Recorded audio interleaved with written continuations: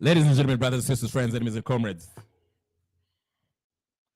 I am back again. Sorry about that. I have to start I had a technical problem, so I will be very quick because I'll be here maybe 30 or 1 hour, but I'll just give a start again. The topic today, William Ruto has to be removed soon. And Khalwale, Bonnie Khalwale, you are a suspect of murder, a murder case. Bonnie Khalwale, you are suspicious. It is not over. We need to find a freaking somebody from outside to actually do a forensic, do some forensic investigation, autopsy on the body of that young man that died in your house. You're a suspect, Bonnie Khalwale. Stop pretending. There's something that doesn't sit well with me, Khalwale. We have to look at you. Number two, William Ruto needs to go. William Ruto needs to go. William Ruto needs to be removed. I'm done with you. William Samoei Ruto, you need to be removed. Ladies and gentlemen, if you're seeing this video right now, come on. Right now, I need you to like it. I need you to subscribe. I need to share. I need you to comment. Let's get to it. I'll play the first video without wasting any time today. We're busy people. Today we are busy. Let's get to the first video. What we need to do to remove William Ruto, because this is not only William Ruto, Raila Odinga too needs to be removed because he's actually just as bad as Ruto, and all this rotten crop of corrupt politicians that has been ruining this Kenya for the last 60 years. These are the same colonial puppets that have been actually oppressing the people of Kenya. Raila Odinga, Uhuru Kenyatta, William Samoei Ruto, and all these useless people. You see, William Ruto is still hiring the same people that were being hired in the previous regime. It is a continuation of Uhuru Kenyatta's rule. These pretenders. Let me get to this video so we can understand the problems we face in Kenya and how we can actually lead this country out of the shithole that we are in. Let's get to it. Let's get to it right now. Let's get to it, ladies and gentlemen, brothers and sisters, friends, enemies and comrades. Let's get to it. All right. Are you ready? All right, let's go. Let me play this. Let me play this. Let me play this. Okay.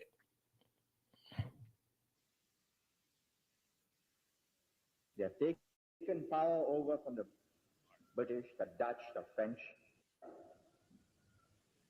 Why have all these countries gone down? They have taken power over from the British, the Dutch, the... I'm sorry, my computer is not necessarily working. French, the Belgians, and look at the Congo. Look at Nigeria.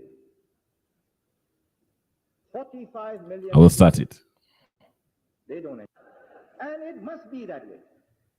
But at the end of it all, why have all these countries gone down? They have taken power over from the British, the Dutch, the French, the Belgians, and look at the Congo. Look at Nigeria. 45 million people. They don't enjoy our standard of living. Vast natural resources. About 20 persons per square mile. Why? I've asked myself this often. Why? Because I must know the reason, otherwise I cannot fulfill my simple elementary function as a minister of the Singapore government. And I tell you there are many reasons. First, the will to be a nation. If a group of human beings do not want to together constitute a nation, nothing can make them other than superior force. That's what the Dutch and the British did with their empires, and the French. Whether you like the other chap or not, I say that you together constitute my colony, and you are all British subjects or French citizens or Dutch protected persons and so on.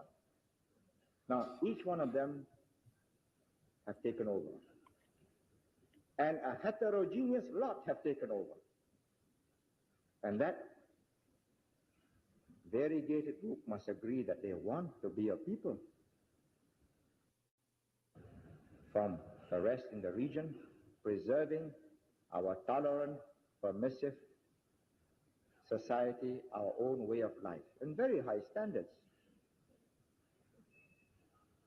But to do that, you must have the will, the capacity to express your desire in an effective way. In other words, you must have leadership. There's no use saying, the Nigerian people believe so and so. Which Nigerian people? East Nigeria, West Nigeria, Midwest Nigeria, North Nigeria. The Congolese Prime Minister or the Congolese President says so and so. Does he represent the 12 million people of the Congo? Nobody has taken a proper census yet. Nobody knows how many tribes there are.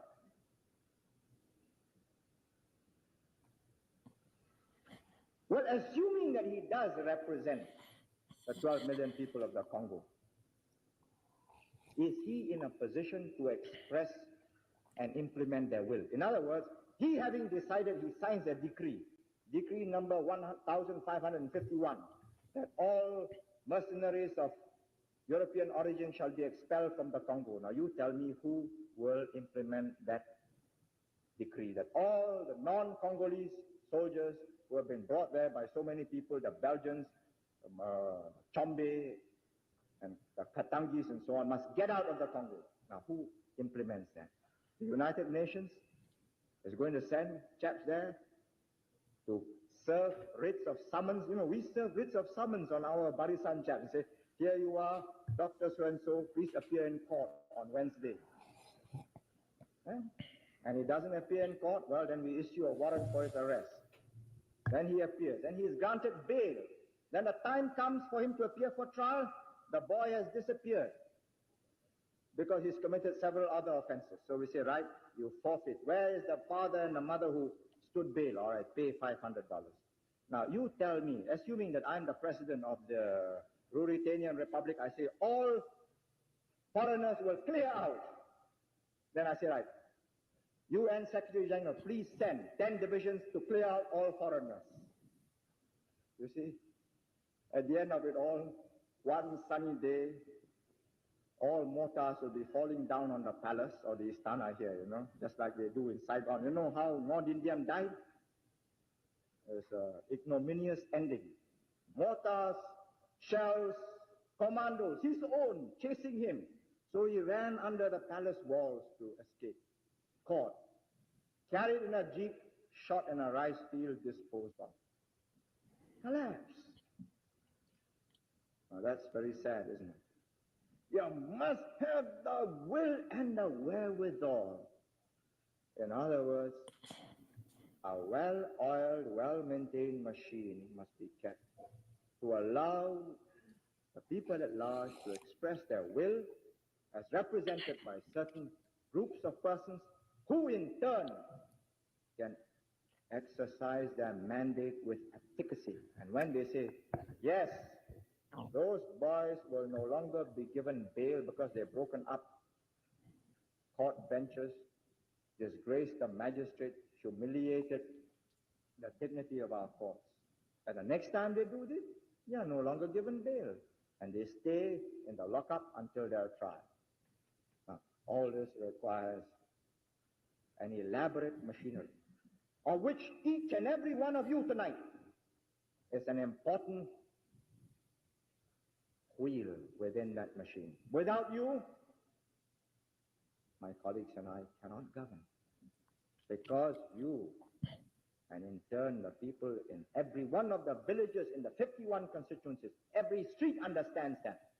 Therefore, today we can meet. Okay, I hope you saw that gentleman right there. Makes a really good point. If you wanted listening, it's really loud. Sorry about that. Oof, I'm sorry about that loudness. Anyway, that's the Singaporean president. I forgot his name. That's the one who actually brought real change, huge change, revolutionized Singapore economy. And again, he makes the point. While we are in the streets, while a lot of people in different platforms are actually making noise, especially most of them being on members of the opposition, who are groaning and moaning and lamenting, talking about a revolution, time for a revolution, time to take out Ruto. The reality is, you do not have the wherewithal or the machinery, a well-oiled machinery, or the will of the people to remove William Samoei Ruto. So the only thing you can do is just lament, make noise, and there's nothing you can do. And actually, the reason why the Kenyan opposition are toothless is because they actually, their intention is not to remove Ruto, actually. Their intention is to share power, the spoils of loot that Ruto is actually looting from Kenyans, okay? They don't want to take out Ruto. They just want power. They want to be part of the fun, the looting party, okay? Now, the reason why I'm iked and I came up with this actually, this title that William has to go and to be removed soon is because I just looked at the news and William Samoei Ruto agreed that he will send some of our forces to Ukraine. And the question we should ask ourselves as Kenyan is, what is our beef with Ukraine? Why are we going to fight the Russians that are actually have already defeated Ukraine? Why are we sending our soldiers to actually die? Then some of them are going to be sent at the Red Sea, Black Sea. For what? To fight the Houthis. The Houthis who have their beef with Saudi Arabia. Why are we being used as pawns in somebody else's military whatever conquest? Okay? Why are we doing this? Because we are taking loans? That is the reason why. And guess what? The loans that we are taking, guess who's going to pay it? Us. Ruto is not going to pay it. Him, Murkomen, and his cabinet shall enjoy that loot. They'll be driving Mercedes, Ferraris, and all that. While you and our kids, me and you and our kids shall pay for those loans, because those loans goes 10, 50 years down the line. And they shall be used. They shall be leveraged against us. Our ports shall be operated by foreigners.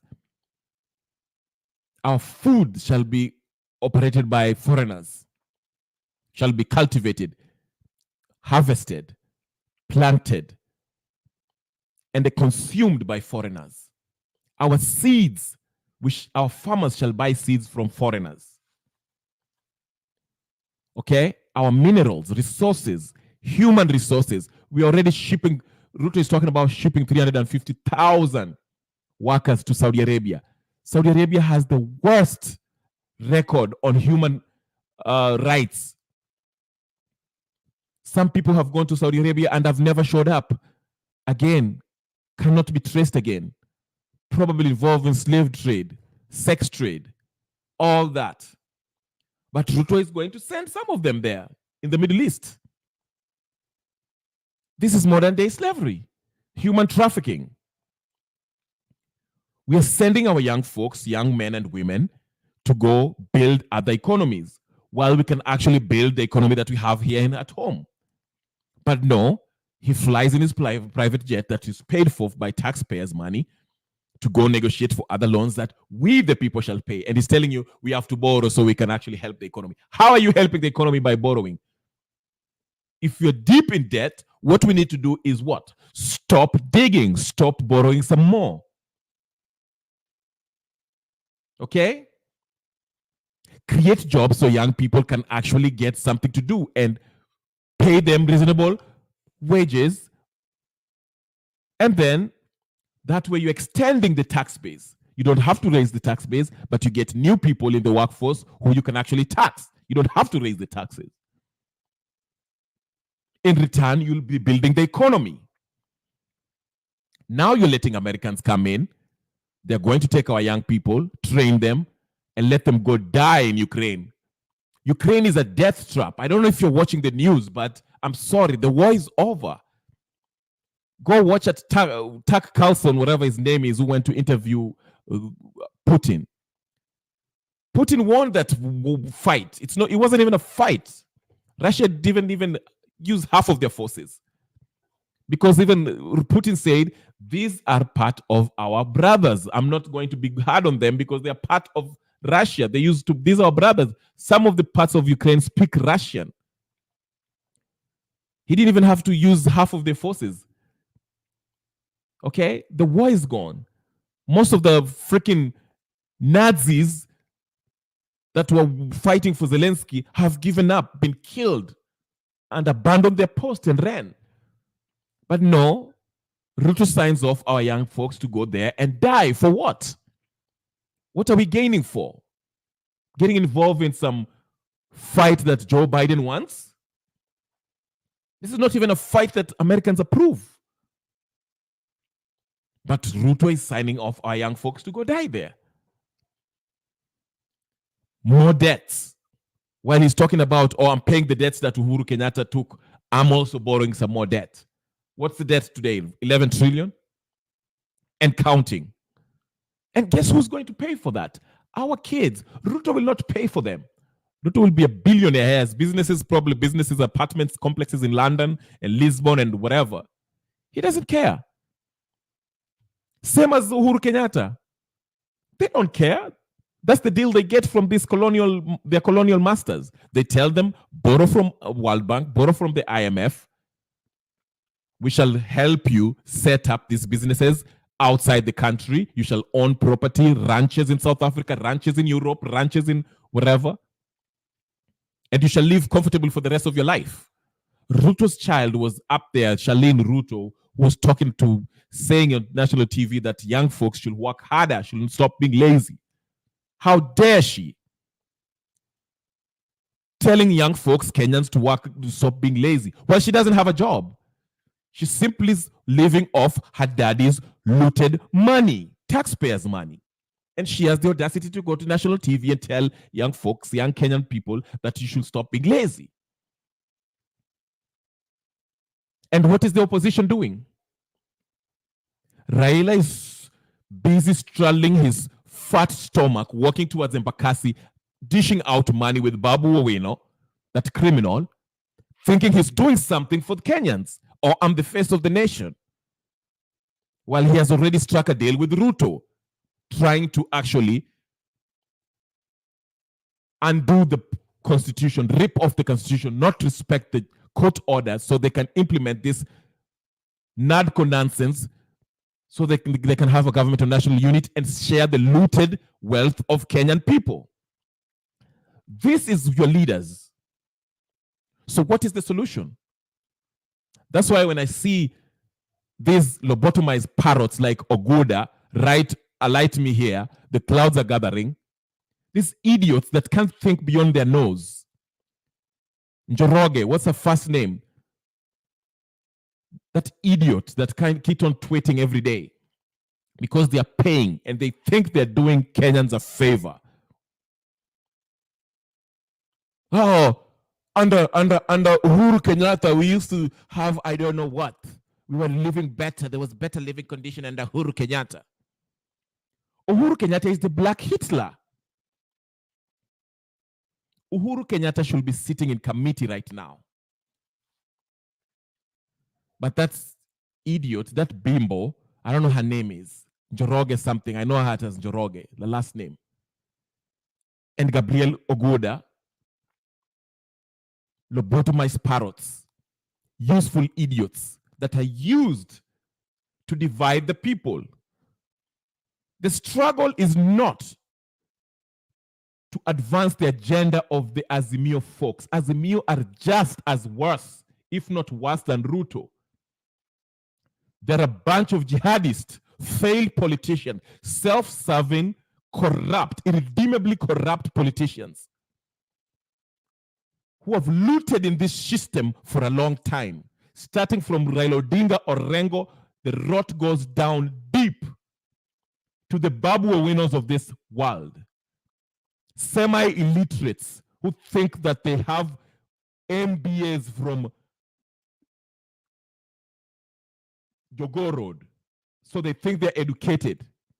I heard Babu Owino talk when he was asked by Kifi, whatever the fuck his name is. He was asked, why should you be the next governor? And he will say, because I'm intellectually upright. What the fuck is being intellectually upright is? Is there like a phrase like that? You dumb fuck. These are the leaders that people we call leaders in our country. Dumb as fuck. And you think you're going to liberate this country. You cannot liberate Kenya with such people. And he's running against Sakaja. Sakaja is no better. At least Tim Wanyonyi has something between his head. Or the insufferable Sifuna. He's known for heckling. He learns something about law. At least he can run for governorship.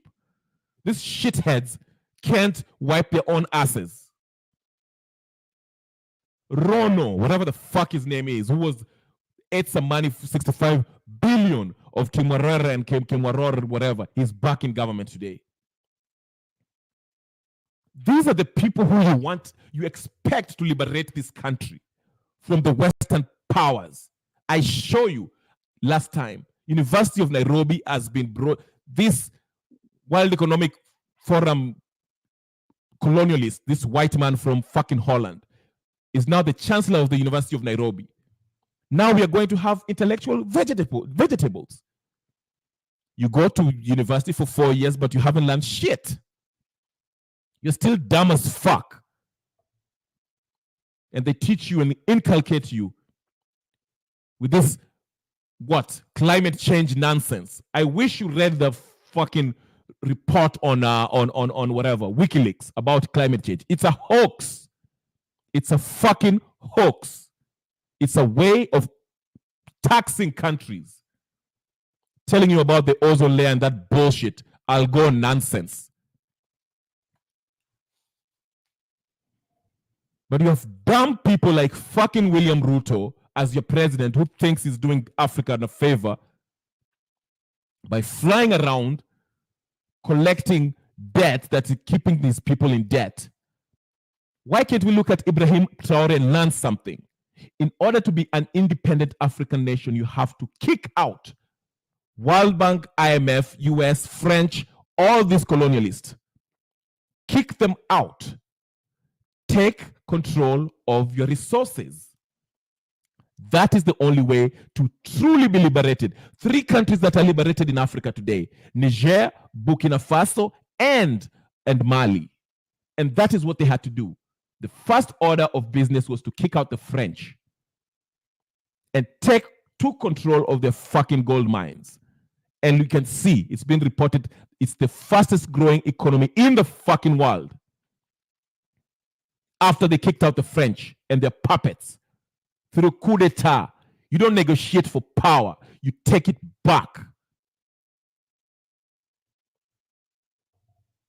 So Ruto spares your speeches telling us about how you can going to bring development. It's always development. Since independence, we've been hearing about independence. We've been hearing about developments. Kenyatta has been telling us about development. Where's the development that he had? He only developed his own self. It's a travesty.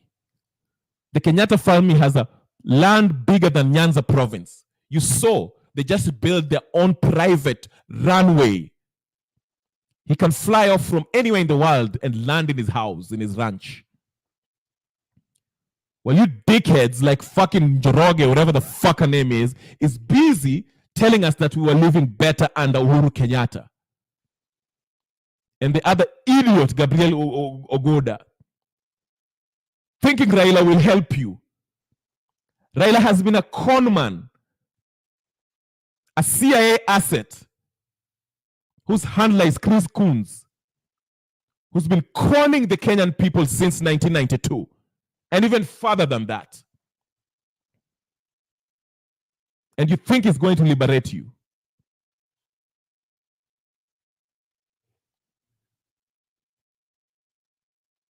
The only light of tunnel at the end of the tunnel, light in the end of the tunnel, is maybe Okiya Mtata. And even him is suspicious because he's getting his money from Jimmy Wanjigi, another corrupt businessman. But I'll give him a benefit of doubt. The only solution is a military coup d'etat to happen in Kenya to wipe away these colonial puppets, Ruto, Raila, and Uhuru Kenyatta, and their minions. These Azimio folks are not serious. They are not, and they will never be serious. They are self-serving politicians, and they take their orders from Washington, D.C.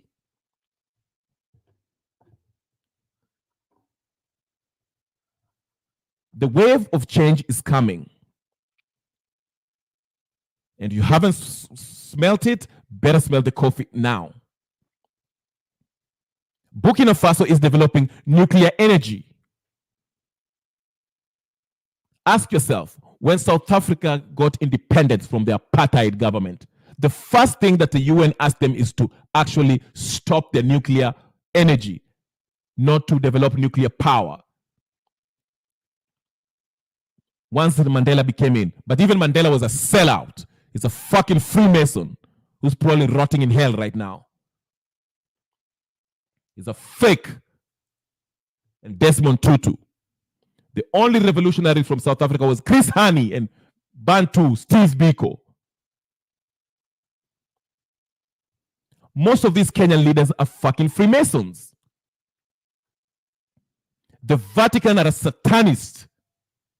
These cardinals and bishops you see talking every day, the clergymen, that's why they wear sheets. Have you ever wondered why the KKK also wear sheets with the Vatican too? If Africa is going to be liberated, it has to be able to defend itself. And it has to come, the will of the people should be with you before you even undertake anything remotely close to a coup d'etat. I'll stick for 30 minutes because I'm pissed off by hearing this news. Ruto is hiring everyone that was in Uhuru Kenyatta's government. And not only that, he's about to send our troops to go die in Ukraine. Why should he defend Zelensky? Zelensky is laundering money for the Biden family in Ukraine. And you're going to defend that.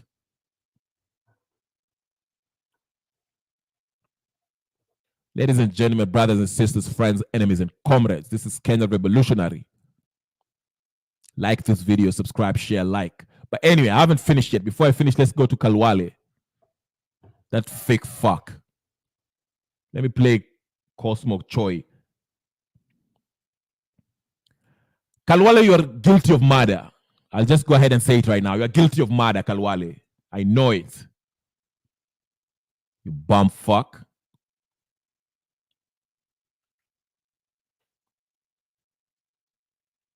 You killed that young man. Kila watu wako na kimira. Hii tabia ya zamani. Ati mwanaume mruya, ukitaka kuwa mwanaume kamili lazima ukuwe na mabibi wengi. Hiyo ni kimira ya kitambo.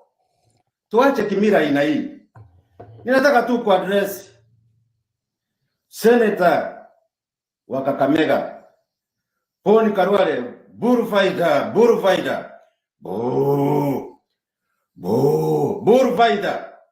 Ndio. Pole sana kwa mfanyikazi umepoteza. Na yule mwingine aliongea vibaya ati Toto. Ninakemea hiyo. Hiyo ni kuingilia Khalwale kabisa. Khalwale ako right. Lakini ngoja tuongee ukweli. Hata kama nyinyi Waluya mwanaume mnataka mkue sujaa na umaarufu yenu ya kuoa mabibi wengi. Hii tabia wajeni, hii tabia ni mbaya. Paul Khalwale ndio ako na mabibi nne. 4. Mmoja alienda ila mkubwa. Maybe aliona anateseka sana. Khalwale alimuolea bibi ya pili. Na huyu bibi ya pili naye unaona yuko vizuri. Hana raha. Lakini yeye ndiye alifungulia hii maneno. Hangekubali kuwa bibi ya pili. Aliharibia yule bibi ya kwanza. Mabibi nne. Nimeona chuzi sio vibaya kuingilia family, lakini vizuri tuongee hivyo kweli kabisa. Mabibi hine. Mmoja akaenda pole, Mungu aweke mahali pema peponi. Sasa mabibi hao wote ukiangalia, Paul Khalwale mwenyewe amewaweka hawakai kama mabibi za wa senator. Wamechakaa, wako na shida, taabu mingi. Ukiangalia ni ila tu wanapitia mambo mingi.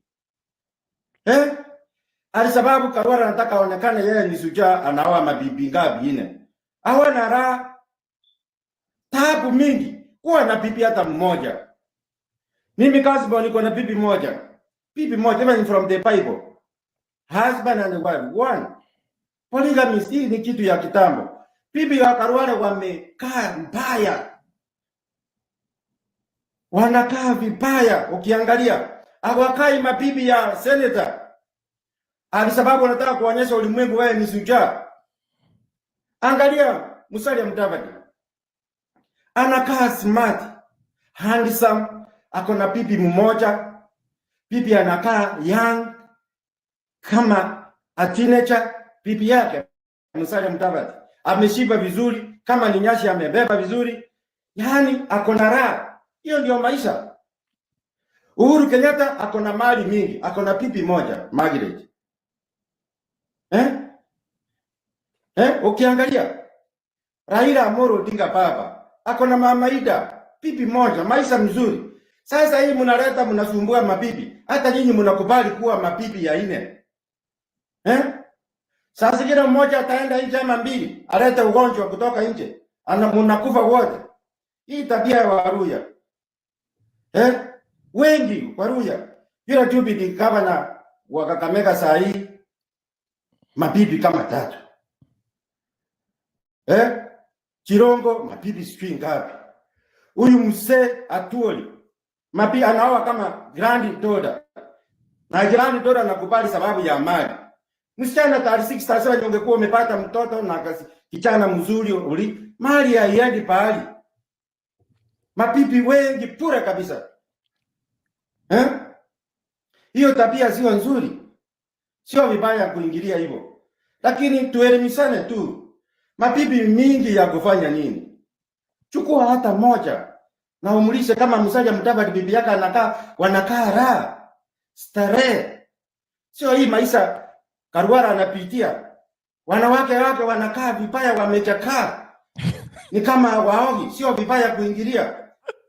One wife, at least marry one wife. Na utosheke. Kwani wewe ni farasi? Umekuwa farasi? Hata bibi moja anakushinda. Sio makosa kuongelea hivyo. Nimeangalia, nimechunguza, nikaona ni vibaya. Na hata unaweza kuta kijana mtoto 33 years old anaenda anaoa mama 54 years old. Huyo mama ako na msichana ako 30 years. Sasa wewe kijana uko 33, sio wewe msichana ako 30 years. Wacha kuoa mama yako. Wacha kuoa mama yako, kuwa na heshima. Hiyo ulimwengu tunaenda wapi? Kazmo, hizi kazi. Haya Kazmo. Keep chumba joy mwenyewe. I approve this message 100%. Ndani.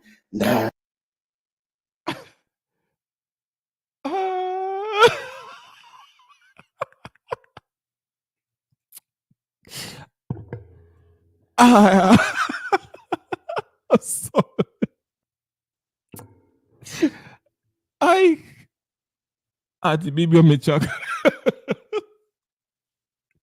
Si bibi amefanya nini? Bibi amechaka chakani kama waogi.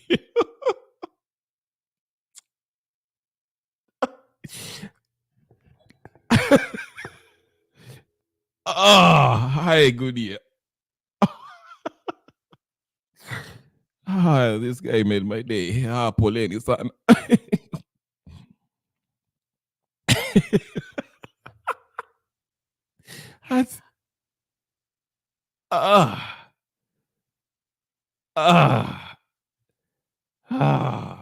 Okay. I was gonna play something else. Ati kwani wewe ni farasi? Let's continue. Okay. Thank you, Godia. Toto has something to say. As you all know, Khalwale, while we're in the subject of Khalwale went and got himself a lawyer, Danstan Omari. I even doubt if Danstan Omari is a lawyer. That man, anyway, he got himself a lawyer. He's filing a lawsuit, libel, or whatever the case is, defamation lawsuit against Toto Simanyalu, whatever his name is. His name is Cleophas Toto Simanyalu. If you're wondering who that is, I'll play what he said, what Simanyalu is saying. Simanyalu, actually, I think Toto is making good points. If you ask me, I think he has very valid points that needs to be addressed. Choma magari yangu. Na mimi nikasema ni kwamba Mungu alimsaidia kwamba aliweza kuongea mambo mengi sana katika Tanga. Alidai kwamba alikuwa amekuja na watu na mapanga kuja kunikatakata na kuchoma magari yangu. Na mimi nikasema ni kwamba Mungu alimsaidia kwa sababu hakufika. Juu unaweza ona mtu ananyamaza na ujui wako na watu gani. Na uliona akisema kwamba Toto hakusoma, huyu mtu ni mtu hakusoma. Nataka niambie Khalwale, mimi ni mtu nilisoma. Huwezi ita engineer mzima kama Toto unamuita ni mtu hakusoma. Hata utakuwa hizo diagram utakuwa unazisoma haje kama hujui kusoma. So Khalwale, na hiyo masomo yako unaona mingi, nitasema kwamba wewe hiyo masomo yako mingi hujasaidia watu. Mimi nimeandika zaidi ya watu 700, 800, nimeweza kuhakikisha watu wote wamepata ajira. So wewe ukiambia watu ati Toto hakusoma, nashangaa sana kwa sababu wewe nafikiri masomo yako isaidii, labda masomo yako yalikusaidia wewe kwa kuoa mabibi vile unasema na mabibi karibu 20. Niliona hiyo katika hiyo matanga uliweza kuparade mabibi zako na ukasema watoto wote wanakufanana wewe. Na mimi nataka nikuchallenge Khalwale, kama watoto wanakufanana vizuri, ningeomba kama inawezekana ungefanya DNA ya watoto. Ufanye DNA ndio ujue kwamba ujuche unaongea, kwa sababu wewe umesaidia watu wengi, wamekusaidia watoto. Na hata mimi nasema kwamba kati ya watoto kuna watatu wanafanana na marehemu. Sasa wewe ukiniambia kwamba unakuja kusema watoto wote ni wako, mimi nashangaa sana wanasema watoto wanakufanana. Na to make the matter worse, uko na kijana mkubwa. Waluya wasikie hii. Mimi nadhani kijana mkubwa ndio yule mtu unapatia nini? Unapatia hiyo fimbo. Ndio umepatia kijana yule mdogo fimbo. Ni vizuri ueleze Waluya mbona ulipatia kijana mdogo hiyo fimbo. Na Khalwale usichukulie kitu ni rahisi. Na watu wamekuwa kwa matanga hiyo kijana wameona. Khalwale hata nyumba pekee yake amejengea mfanyakazi wake. Mfanyakazi wake nguo. You know what? That's a really good point that we have to observe. In Luya's customs, the father gives their son iyo kijiti, okay? But apparently, Khalwale did not give the big son iyo kijiti. He gave the youngest one, the young one. And there's so Toto is raising the question, katika mila, you only give your son, your oldest son, then in the kiboko, your fimbo, okay? But he gave the other son, which suggests that the big son, the older son, might not be his, okay? Exactly, that's what I'm saying. The firstborn only, okay? But he did not give the firstborn. He gave it to the other one. That's what raised question, and people are like, huh? And Toto is saying the firstborn one looks like Yule Kijana.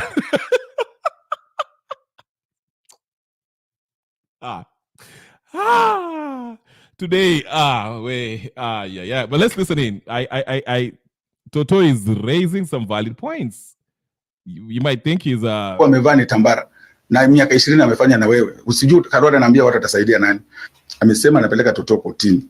Mimi nitakwambia Khalwale, mimi koti siogopi, makesi nimeona na hata ukitaka unipeleke Hague, ukitaka unipeleke Supreme Court, ukitaka unipeleke mahali unataka kwenda, na mimi nitasimama kwa haki. Unajaribu kuongea hivi ndio uweze kuhepa kwamba wewe ni criminal. Wewe ndio unatakiwa upelekwe kotini kwa mada. Unaambia Toto polisi washike. Toto atashika Toto na makosa gani? Toto kwenda kuriport niko na ubini namba na kuwa na makosa gani?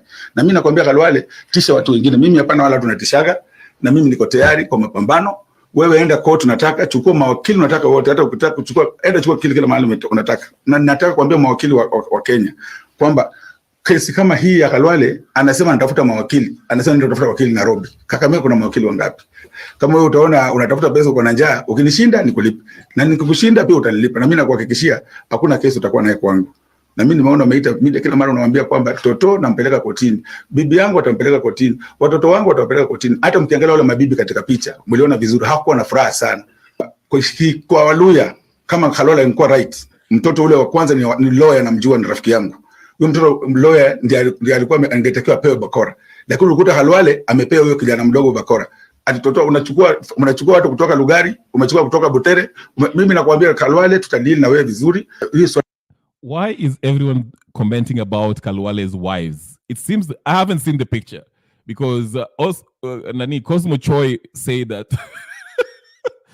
the wives wamechaka ni kama waogi.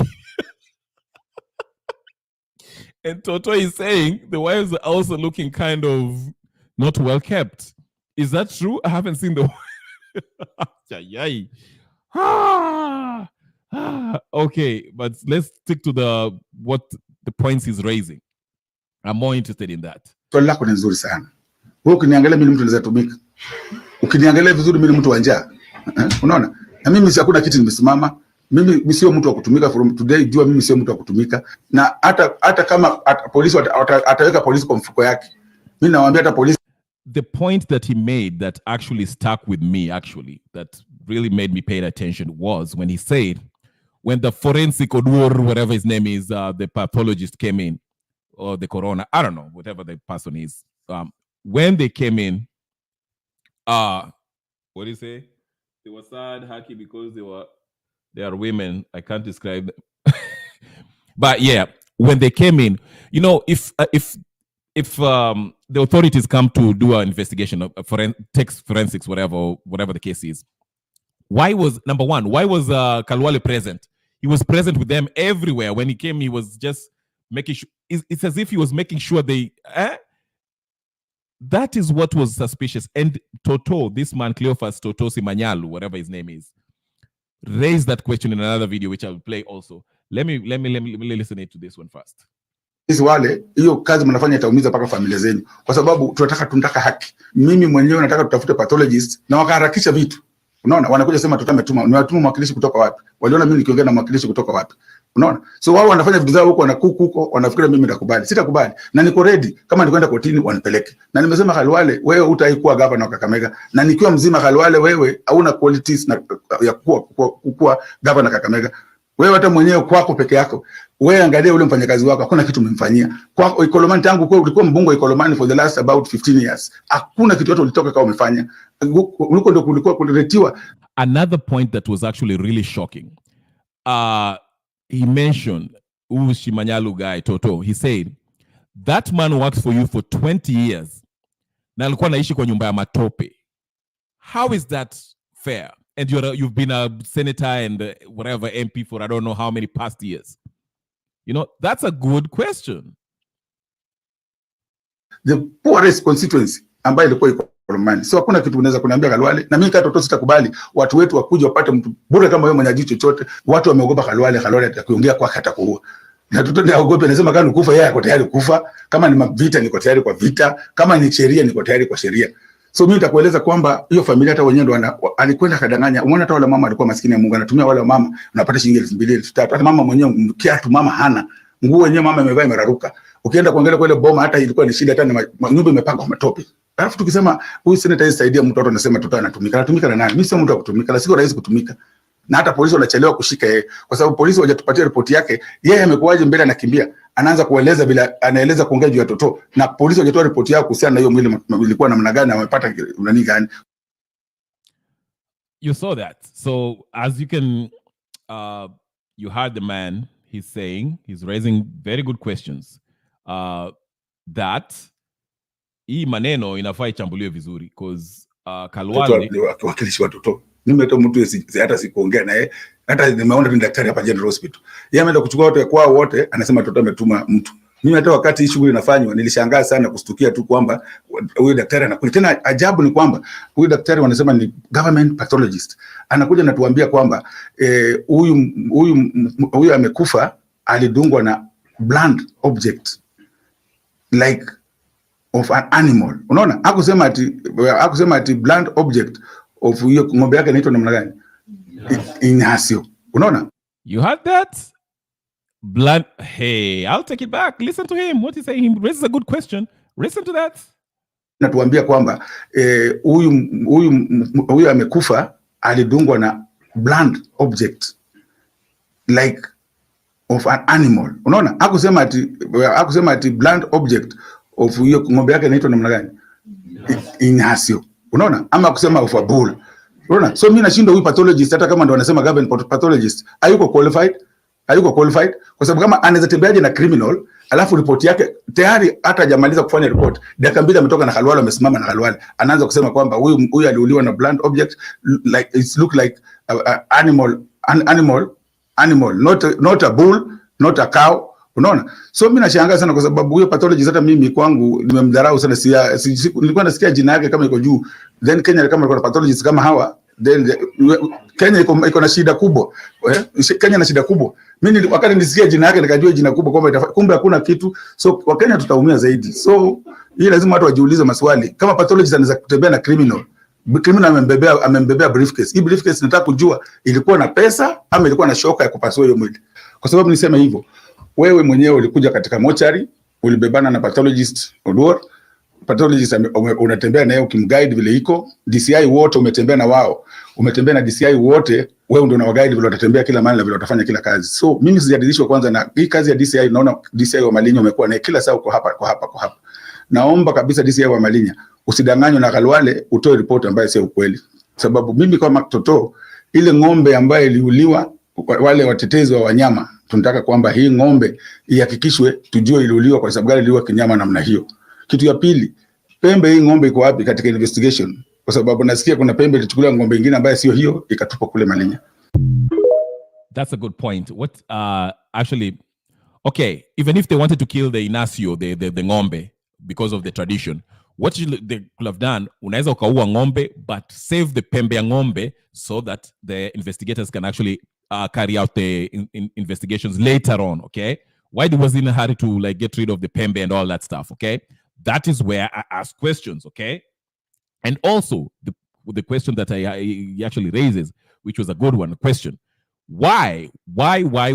When those people were coming, the pathologist was up there collecting evidence. Why was Khalwale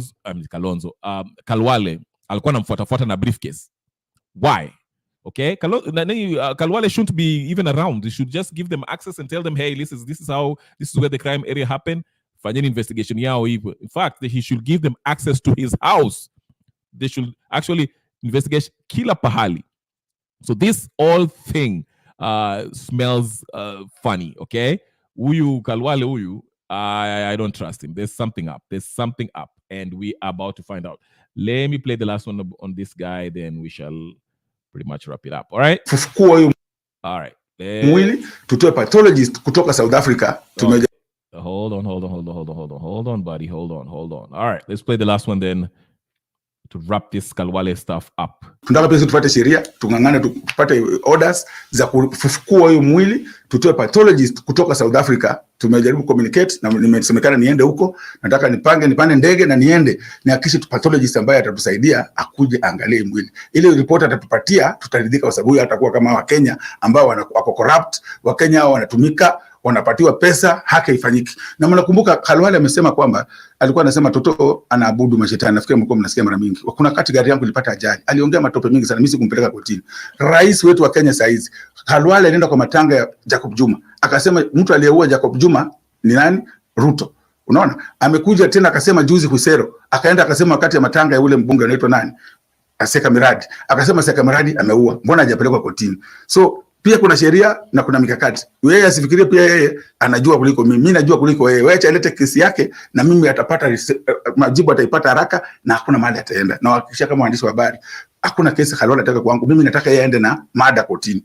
Mimi nawahakikishia kama tuko hapa, tutatumia kila mbinu. Hiyo mwili utafufukuliwa, tutapeleka mochari na tulete huyo pathologist ambaye tutakuwa tumepata haki. Kama atasema kwamba Inasio ndio iligonga huyu mtoto, tutakubali. Na akisema kwamba kuna hiyo blunt object ilikuwa kama ni rungu, sababu ukienda kwa Khalwale kwa boma, utapata kwamba Khalwale kwake ameweka pembe kubwa zile zimekauka huko juu. Tutajuaje hiyo pembe ndio ilidunga huyu wakati ameua akadunga? Tutajuaje kama hii mwili ilibebwa ikatupwa kwa ng'ombe kama shakufa? Tutajuaje kwamba kama hii mwili iliuliwa na akakuja tena maswali mengine niko naye kali ni hii mwili polisi wakikuja, na polisi pia watuambie ukweli, kwa sababu hii mwili wakati wa polisi wakikuja walipata Khalwale imejaa matope na Khalwale ameiosha. Unawezaje kwa exhibit kama hiyo, unaendaje kuosha ng'ombe?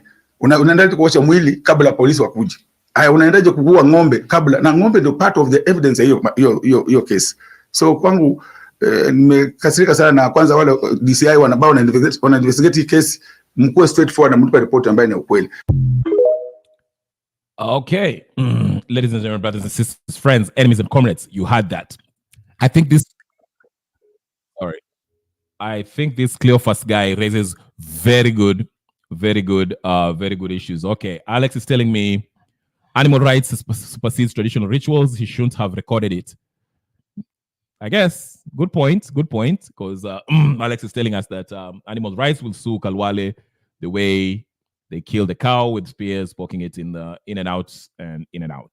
So we'll wait and see if any animal rights people will come out and actually make a case out of that. I think the case that really is interesting in all, Cleophas Shimanyalu, aka Toto, he raises good questions. Number one, as I said, when these people are actually carrying out these collecting evidence, Khalwale was actually, monitoring them. He was with them with the briefcase in alikuwa anawafuata hapo basically. And usually, if the investigators come to your house is a crime scene, they'll even ask you to step out so they can actually, and you give them access. If you know you're innocent, you'll be like, all right, go whatever you want. Tembeni mchukue evidence. This is where the crime scene happened. Then they'll go in and collect evidence. Wakimaliza wanatoka, all right?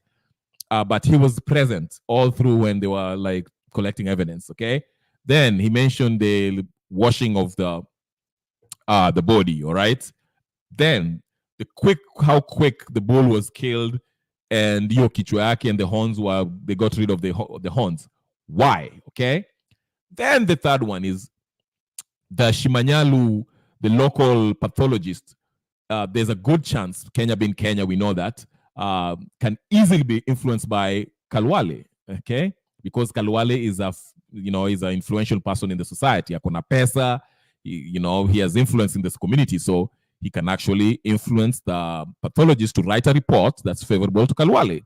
And you can see, it doesn't even take much, because if you can see Khalwale was there very close to that pathologist, Mr. Oduor, or whatever his name is, making sure, and he's doing his job, okay? So that can be deemed as him trying to influence what the pathologist was doing. So that's a good point. And Toto is saying, maybe we should exhume the body, bring a pathologist from somewhere else, not Simanyalu, not the area, the local pathologist, to actually do this, examine the body, all right? And write the report. And if we find that, he was actually killed by the bull, then so be it. I shall apologize. Well, he didn't say I'll apologize, but he'll say, okay, he'll agree. But there should be someone outside of the area, a pathologist outside of the area to carry out that, okay? Goody is saying there's nothing to see because right from day one, the saga was watered down. Money talks. Okay, Goody, he wants to get in. All right, let me send him the link. Let me see what Alex wants to share with me today. I'll send him the link right now. Alex, let's see here.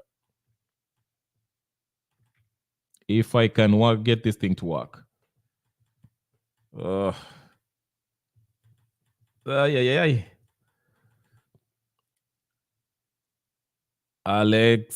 Alex, there's the link. Alex, there's the link. Yo, if you want to get in, the link is there, Alex. So like I was saying, Toto, aka Cleophas, I think Shimanyalo, whatever his name is, he raises legit questions. I can see why Boni Khalwale can try to, okay, Mr. Alex is in. Karibu sana, Mr. Alex. Yes, what do you have in mind? Shukrani. Hata kama saa ingine vitu zinaenda mbaya, sisi tunapenda shows ambazo ziko na reality, so I think you're talking a very important issue, pertinent, cardinal. that is being ignored. I mean, there's a criminality being subsided here, whereby somebody has committed a grave matter, and Mhm. and in my school of thought, is acting out that is able to manipulate the whole system. I want to go back to his statements in the beginning Mhm. when we heard that his worker had died. Not Kalonzo. Even me, you are confusing me. Khalwale, Yeah. the one who started this Kalonzo issue. I don't know why. So Khalwale came out to give a statement, and some of his statements, I mean, criminalized him at all cost. First of all, he said nilikuwa nimemlipa mshahara ni kama alienda nje kuburudika, na wakati alikuja kwa ng'ombe probably alikuwa ananuka kama molasses, ndio ng'ombe kama. That's a big lie. That's a big lie, saying that when you are drunk. Sasa wacha nikuulize, hata nimekunywa changa, me there is nothing I've not drunk. I've never smoked, I've never taken crack, but kama ni pombe, I used to have a liquor store. I drank everything that I could, from wines, gin, Smirnoff, pink lemon, all these concoction that are really bad, these sweetened ones, zenye unakunywa unafikiria ni tamu, lakini una overdrink mpaka una blackout. All these things I've drank. You cannot lie to me that you smell like molasses. That was the first thing he did. And then the second thing he did, he said, we were upstairs and then we did not hear. But he gives a statement that hii ng'ombe ilifanya hivi. So then, if you did not hear, why are you preempting? Ya tatu yenye alisema ilikuwa mbaya ni kuwa mfanyikazi alienda kuona ng'ombe kabla alale. Mazee, tumelewa. Utafikiriaje juu ya ng'ombe? I mean, let me tell you. The last thing, ukilewa, ukitoka kwa bar, the first thing you're thinking is the bed. You are not thinking, ama chakula. This issue ya ng'ombe is just fun. It's a balloon. He's phony. He's a liar. This person is mendacious. And then you could see his body language. I wish you could have that clip so that you can hear. He criminalized himself in many ways in his first statement. Okay? And I think there are people advised him, maybe his first son as a lawyer, who actually, I don't think they get along because ni rafiki ya Toto. According to Toto, ni rafiki yake, because he's not a real son of Khalwale. Yes. Sina hakupewa hiyo kiboko whatever. So it makes sense that Khalwale and his firstborn, they don't get along. If he's a friend to who? Toto has claimed. But Toto has been consistent. At first I saw him, I was like, no, leave this thing alone. But the guy has been consistent in his all videos. Yes. The consistency is the key to know. But Khalwale has been very inconsistency, and he's a medical doctor. Now, the other thing that I forgot is that akaenda akaosha mwili ya aliyokufa. Him being a doctor, once ng'ombe imeua mtu, and why do you go wash his body? Right. Now the last thing that I'm hearing late is that Oduor is very wise. He did not say that there is no possibility Khalwale did not kill. He just said a blunt object.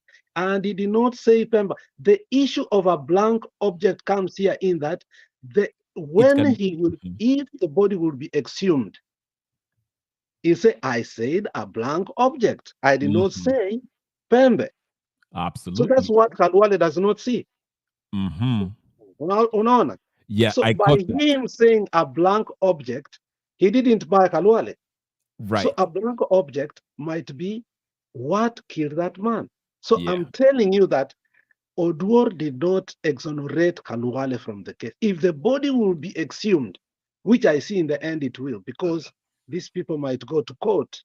In the court, this body will be exhumed because there were malcrepancies by the DCI, by the pathologist. They were not supposed to work with Khalwale, and you have seen this bromance that is not supposed to be when there is an investigation. Unaelewa? Yes. So Khalwale is not out of the hook. And the little information that Khalwale told us that actually somebody my question.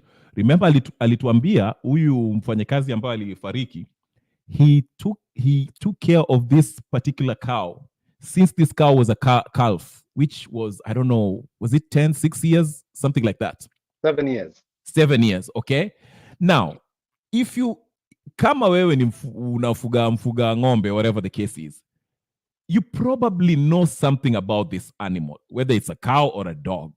You know what takes it off, you know what, and like you've raised it, ukitoka bar yawa, your first thing ni kwenda. Why would you go to a kwa ng'ombe? That's the last thing you want to do. Unatafuta, it's either you're drunk, you were looking for a woman where your wife is, or you're going to eat, or you're going to sleep. That is what. So I agree with you, Alex. You want to tell me this guy was the first time he drank and went to the cow then? Exactly. If that's the question. You want to tell me this was, if he was doing that, you want to tell me this was the first time? Ama sahi sasa ndiye alienda kanuka molasses. The smell of molasses is what triggered the Neo to the kill. The issue of molasses is baloney. Stories za ajabu zilishanga Kenya, bro. But realistically, I don't see them arresting Khalwale. You know how Kenya I mean, Sonko just aliwachiliwa today for a renio kesi ya ninio ufisadi. So hata sio Sonko, Kabogo killed that lady. We know it. Yes. They get away with it. So I don't see him. Itakaa tu hivyo, nani atapiga makelele hapo, but I don't think anything will happen. You know how Kenya works. If you're powerful and influential as Khalwale is, in fact, in that area, Sioni.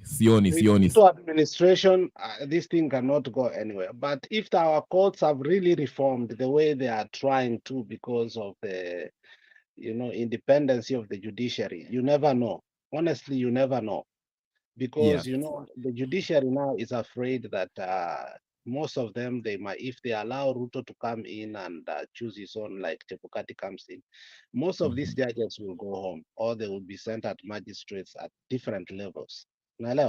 Yes. But they will never sit at the court in Nairobi. So you never know how, because these issues of court now, they've started being serious. With yesterday, the last thing I thought they will never do is to stop e-citizen from receiving money from some sectors. Not all sectors were stopped, but some sectors were stopped, not only the education. So the way the court is now dealing with issues, I think it's a little bit fair enough.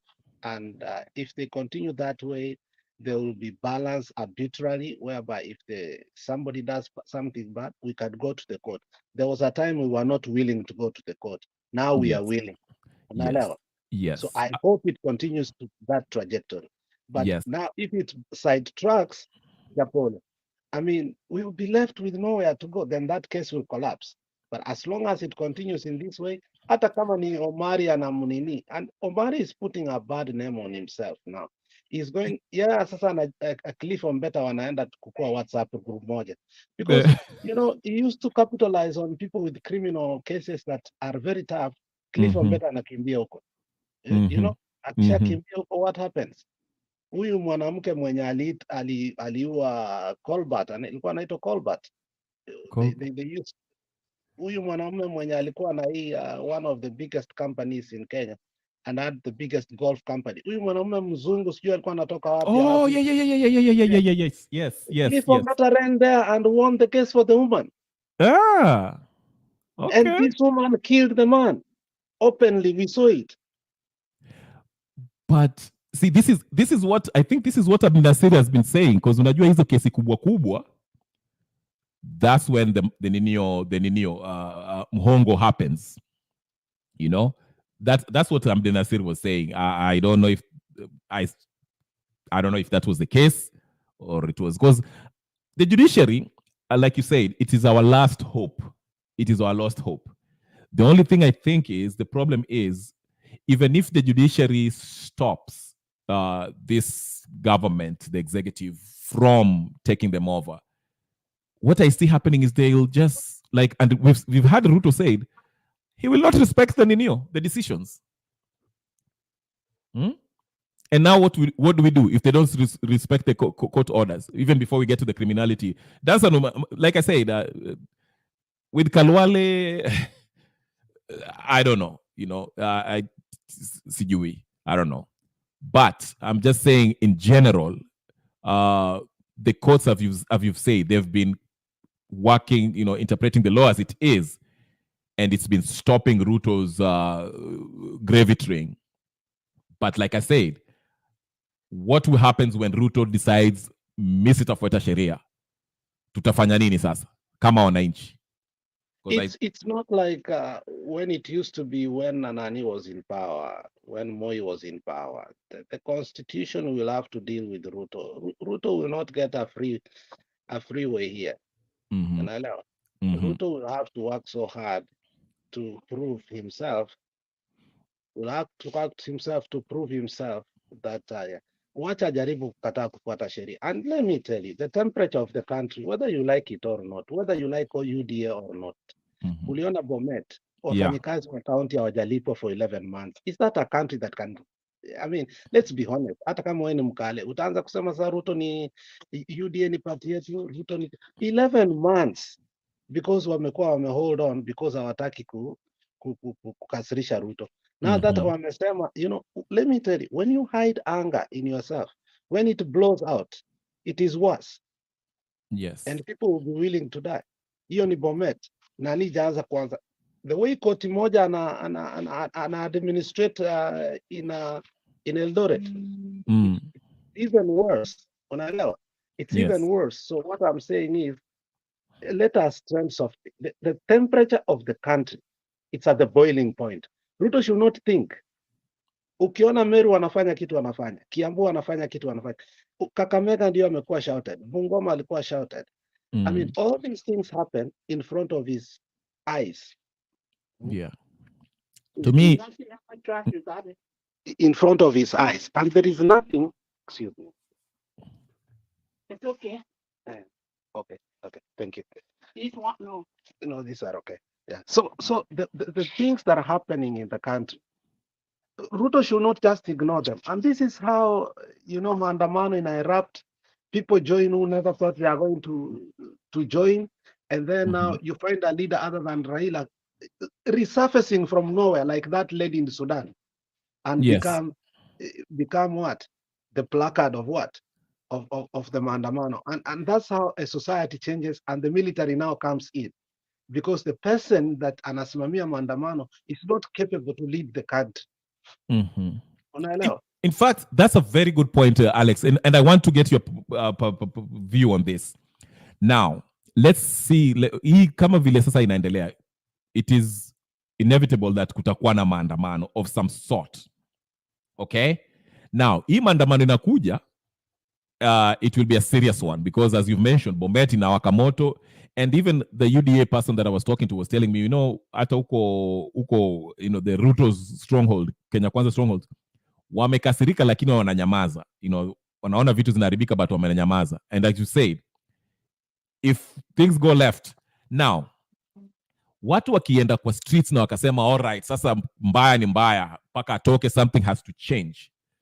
Do you think that this is something, it can be like, vile itakuwa, maybe let's say, all right, Raila will take over the maandamano, will tell, okay, saa tupoe, let me go talk to Ruto, mambo itapoa, watu warudi kazini, calm is restored, national of government unity is ninio, business as usual, as it happened before? Or is this one that's coming, Raila will have no control of it? Watu wataenda nje na it will be chaotic. In your view, what do you think? Because me, I think that's probably what's going to happen. Watu watatoka nje, then Raila will tell people, tulieni. Wacha nimeongea na Ruto, tumesikizana, amekubali kuleta ninio bei chini or whatever. How do you see it from your point of view? The maandamano that is coming has nothing to do with Raila. I'm swear to you. a person will rise, but the problem that I'm having is people like gauchos, the omoshes are going to rise. And that is why sometimes I don't want this maandamano to rise, because we are going to get another idiot who will be the face of the maandamano. Let us do organized maandamano. And I've told people, hii maneno ya kwenda nyumbani tunarudi jioni, hiyo sio maandamano. That is picketing. Hiyo tu ni kucomplain. Hiyo ni kuthrow tantrums mtoto bila kulia. Tunataka tu throw tantrums na tulie na tukasirike. Unaona vile mtoto anaweza amua alie for 3 hours bila kunyamaza. Tunaenda tumebaba white vitambaa, tunalala nje ya State House vile watu wanafanyanga. Uliona vile Sudan walifanya na nini? What saved Zimbabwe is when people decided not to throw whatever, they went and sat outside State House mpaka the military told Mugabe in a very polite way, na wakampea nini heshima yao, and the people also wanted yeye apewe heshima yake because he had been their leader. All they wanted is now new blood, something else, but they ended up having something old again. They made a mistake. They would have demanded something else other than the establishment. So what I'm saying is that maandamano inakuja, let us not put Raila there as the face of maandamano, because otherwise these cronies will come again, because Raila has friends in both aisles. You know that very well. You know that very well. Uliona Kimunya akikufa juzi, bibi yake akikufa, his friendship with Kimunya, Ida and Doris were friends even when we thought Kimunya, when Khalwale was saying Kimunya must go, the friendship between Raila and Kimunya was still there. It predates. When we think people are enemies, people are friends. That is why I fear that Raila presidency may not produce the same way when he was the prime minister. It did not produce anything. So my fear is that I do not want the established. I want, you know, si ati unatengeneza engine, una overhaul the engine. Una understand? We need to overhaul. Overlicity is what will put us back to a new trajectory.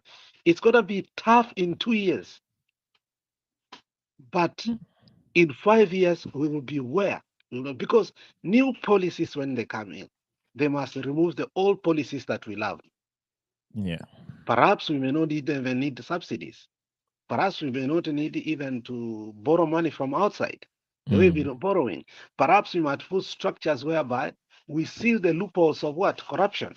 So this is a tenacity experiential, you know, that we must put into test on how other countries have been able not to borrow like Tanzania, and they have been able to catch up using different methods like Japan, like Australia, like New Zealand.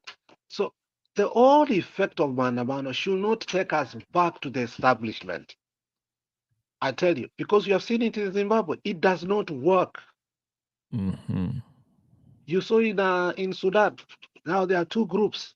And the very group that took away our ambassador and took the ambassadorial cars, the leader was invited to State House by Ruto. What a shame. Right. Ruto And is our ambassador had to run away using a tuk-tuk. And today Sudan did not resolve his problem very well. It's serving a problem. Egypt realized democracy is a myth. Vile Badi alikuwa hapa, aliweka visima vingi, he concentrated kwa visima na mahospitali. Unaelewa? At least Nairobi hata there were places to ride bikes. When Sakaja came in, everything again has been taken to the dogs. It could have continued in that trajectory. Now, I think Kenya should be ruled by the military for a while. It is my estimation. So that to ondoe this issue called what? Tribalism. It is deep-seated to a point that whoever you will put will have tribal hegemony because of fear of losing power. And I hope so the coming maandamano should resolve this problem amicably. Right. It is one of our friends, Stone PK, who said when I was in our sister channel that Yes. hii maandamano inaweza kuwa successful mpaka tutoe Ruto.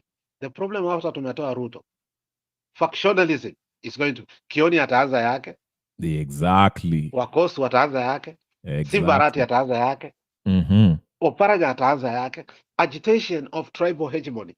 And that's another, another thing. So for me, we need to be under military leadership for a while so that we can learn what is military and what civilian.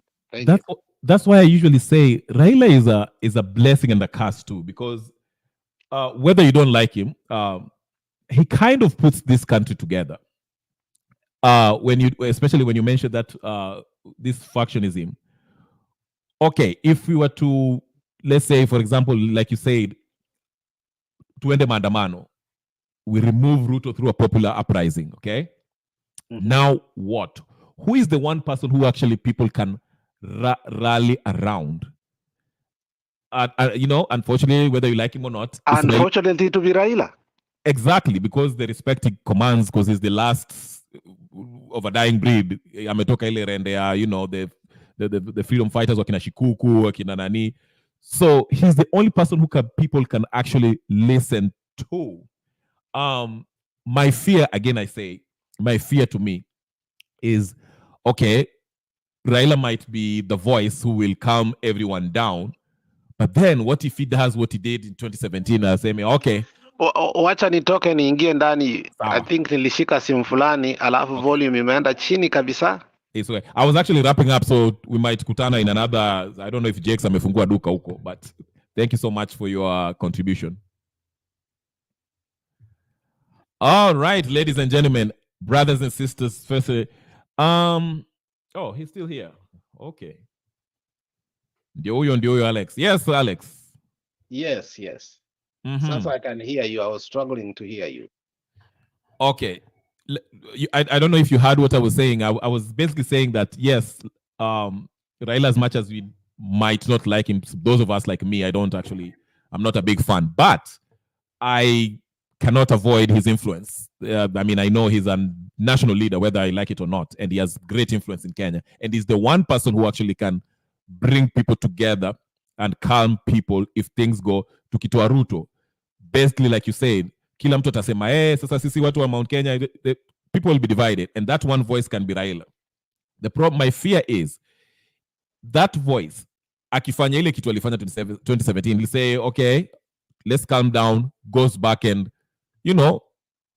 azungumze na Ruto, aturudishe kwa Ruto tena, or have something similar to that. That will never happen. Kurudisha sure? kwa Ruto will never happen. Once Ruto, let me tell you, maandamano itakuwa, Ruto will be taken to jail by the military. Why? Because when a popular uprising happens, you don't leave the person in power scot-free. He either should be killed because we don't want him to uprise again, and usually that's what happened. Uliona how they killed Osid Mubarak Polepole. Hizo ni shidani walimdunga. Because Assisi did not want, when he messes up, people start remembering who? Osid Mubarak. You finish the guy totally. Yes. Like people are crying for Moi. Even the Moi days were better. Yeah, you saw that. Yes. They keep on talking about Kibaki, Uhuru, things that will kill it, because you cannot live in past glory, bwana. Unasema nilikuanga hivi.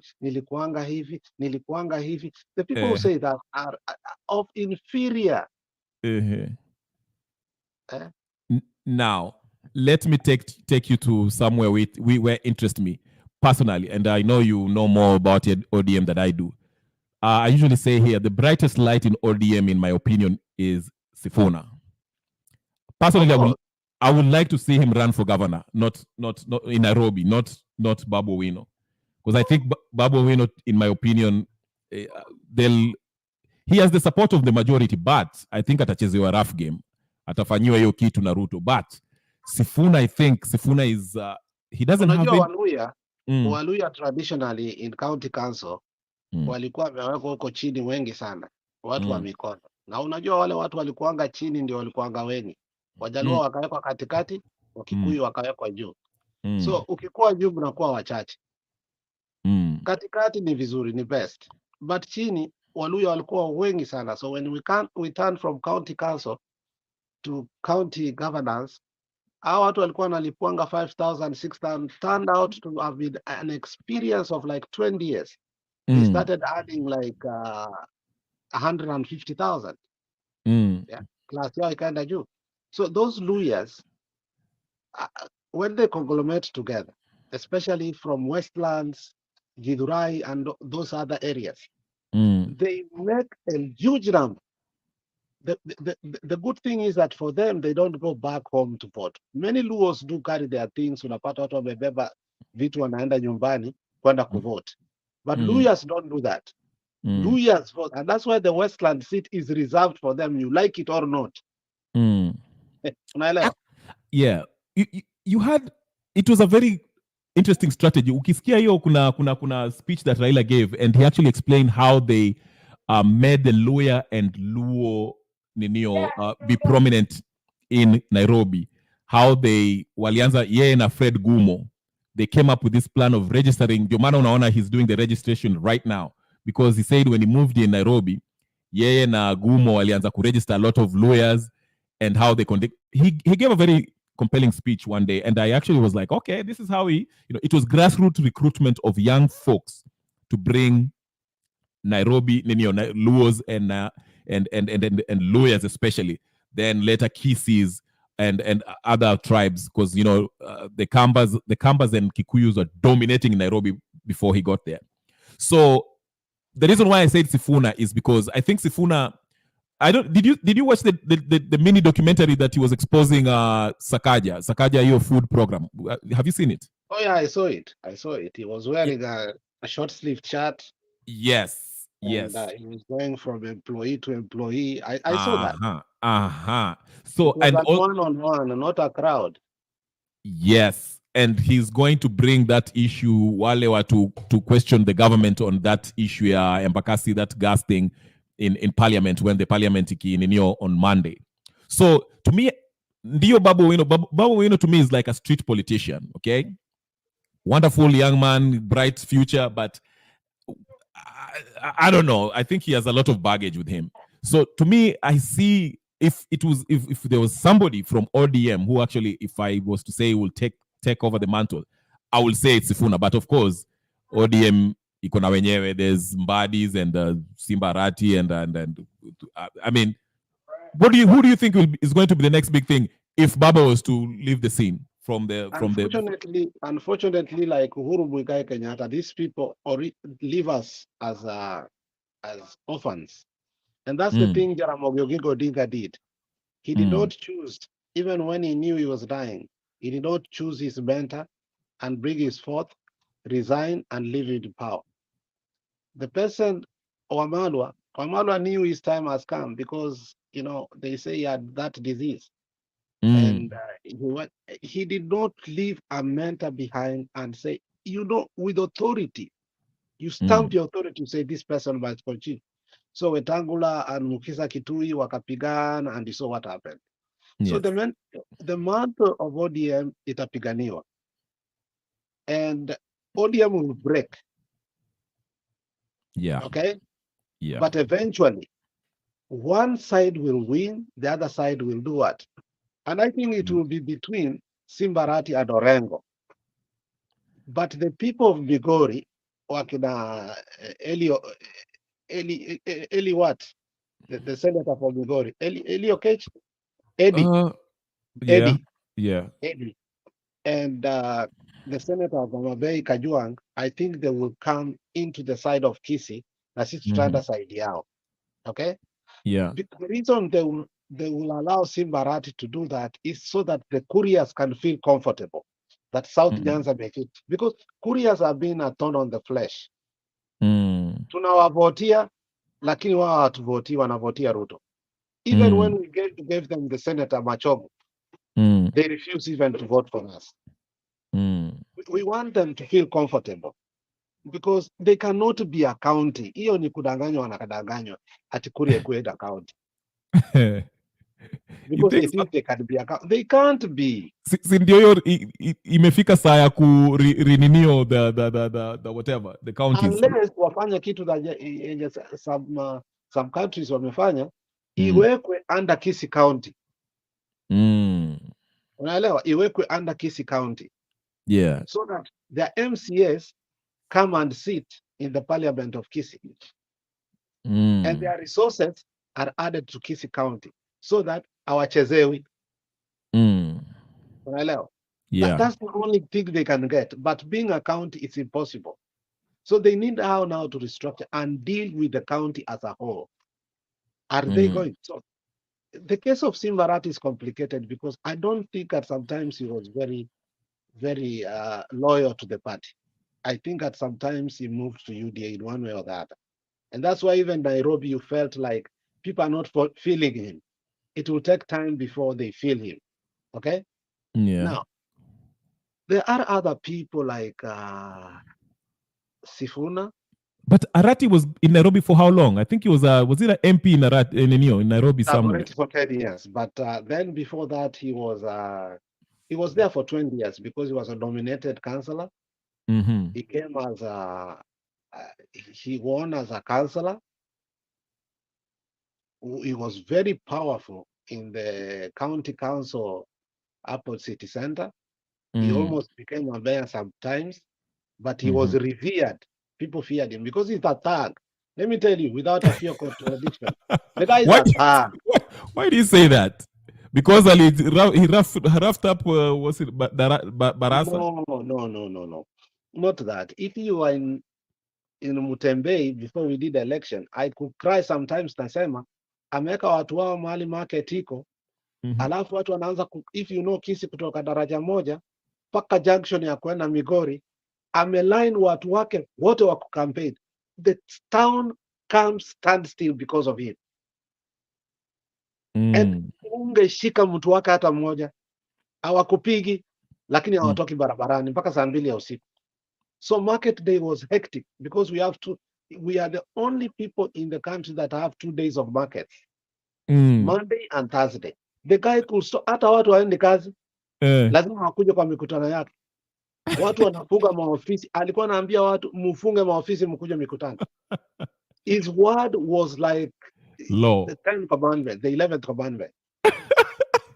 Unaelewa? So I came to understand dictatorial tendencies of this man. Inaitwa nebulous concept. Okay? So, but the good thing is that even if he did that, people loved him naturally. People did not love Ongwae at all. Or Machogu who wanted to become. He was young, he had money, you know. The one thing I will not lie to you, this guy speaks eloquent Kiswahili. So everybody can hear him. Right. And then he knows how to intonation and speech characteristics. When to make people emotional, when to make them happy. So alicheza na akili za wamama. Hakuna mama sasa unaweza ambia Kisii ati Simbarati ni mbaya. Wala hiyo siku hautakula kwa nyumba. Wanaume waliacha kula kwa nyumba, man. I'm telling you bana, hakuna mwanamke hata mmoja akupenda Simbarati. So the worst part of it, the worst part of it, akona sakaja characteristics za dimples. So msichana wa ninio China ameshamchukua bwana. Wanaona ni kama hajaoa. Hiyo wanaonanga huyu jamaa hajaoa. So where does that leave Osoro with his noise? Osoro the gangster. Osoro never won the election. I'm telling you the truth. And it's going to be tough of you. If you saw the clip ya nani, my friend Kibagendi, he said, "Wana president, if vitu unafanya hapa Kisii, you might be left even without one seat come 2027." And I think that is where we are headed. What were UDA are panicking in Kisii because these people do their own polls, by the way. You can't go to election without doing your personal polls. Yeah. You must know where you are as a politician, to be honest. When we do the polls of Osoro, they are in 1 digit. Not even 11%, they are in 1 digit. That's how unfortunate it is. Now, when you go, unajua si Barati angekuwa constituency yake, aenda uwe watu huko, it's a better. When you kill your own constituencies with guns, what are you showing? Right. Right. What are you showing? You go to your home and you shoot people. Did he even think that he was shooting his own constituents? No, his violence These is not. people are Yeah. from different families. Mm-hmm. You want to tell me what did not spread? Huyu mama alikuwa na mimba amepigwa bunduki, huyu kijana amepigwa bunduki kwa masikio. What all these things are happening? You want to tell me the constituencies are sitting pretty and happy? Mm. Ingekuwa kwingine, people could have echoed him, especially constituency ya Simbarati. Mm. How can you kill your own constituency? Right. So far 6 people have died. So Osoro hakuna mtu anamharibia, Osoro anajiharibia. Yeah, he's young and Baku and I don't know what's it. So okay, let me ask you this now. What is the strategy of ODM? I mean not ODM, Azimio as a whole. You as a supporter of Azimio, what's the strategy? Kalonzo anataka kurun 2027. Raila will be 95 in 2027. Martha Karua kuna Kamwene. What's the plan? Let me tell you, I think sometimes Baba listens to what we say in some channels. We told him that ODM must get out of Azimio, do the recruitment the way Malema does, go to universities, go to the ground, go everywhere. See the mood of the country. Let us gauge where we are so that we can start from somewhere. And when it started from Siaya, we said, hapo ni kwao, watu wamejani because ni kwao. When it came to Kisumu, Kisumu ni nini yake, you know. Kisumu Dala.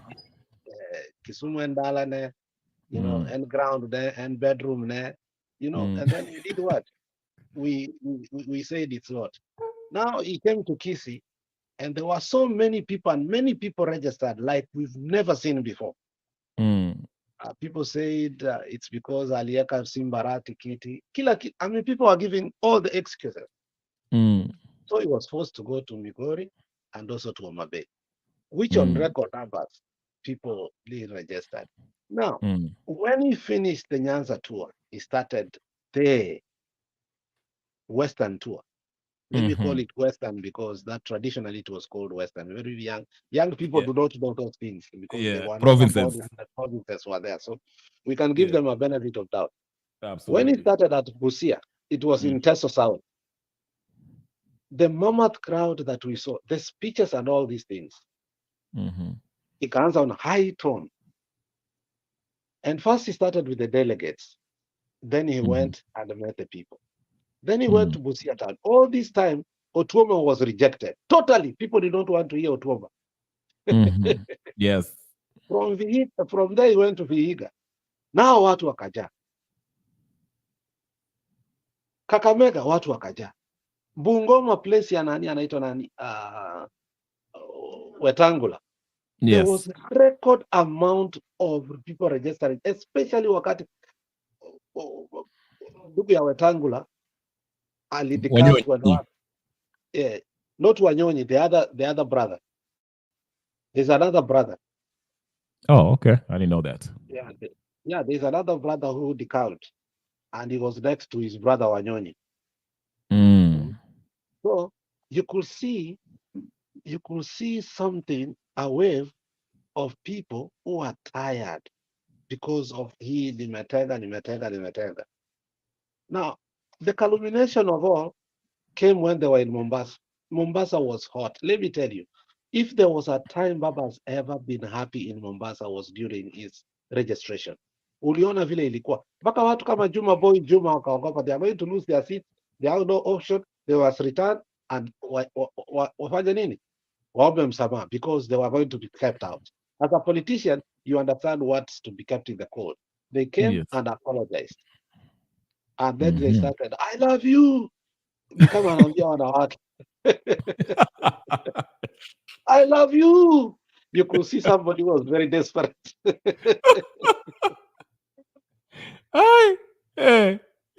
Now, that is when ODM really realized, and we have told personally, we have written even letters on a personal level.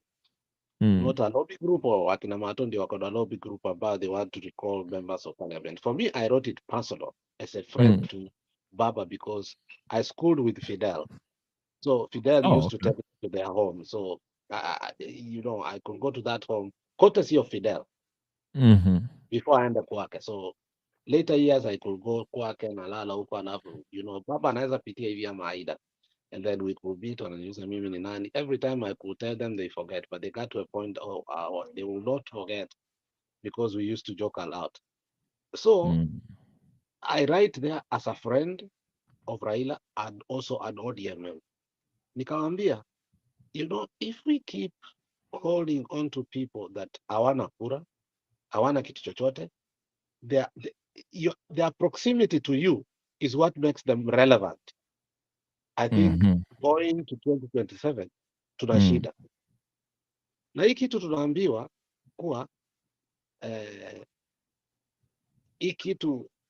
kuwa that ati Jubilee inarejesta watu but kichini chini. That's a lie. Mbona unarejesta watu kichini chini?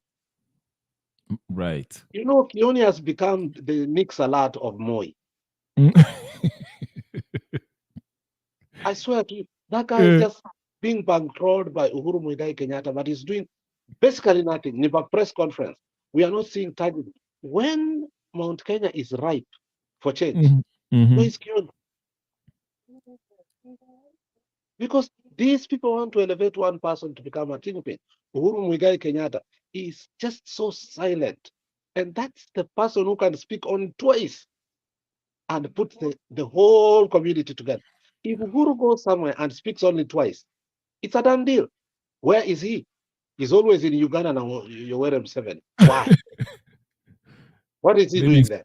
Maybe strategize. And who has control of Jubilee? Because Wakina Sabina Chine, you know, I understand the case is in court because Azimio are claiming that Jubilee hasn't left Azimio officially, lawfully they haven't left. But Sabina Chege walienda, I mean, they're running. What's with Jubilee? I don't understand it. In fact, that is what tilted the majority and minority in the parliament, because wakina Sabina Chege walisema we've left Azimio, we are independent as Jubilee as a party, okay?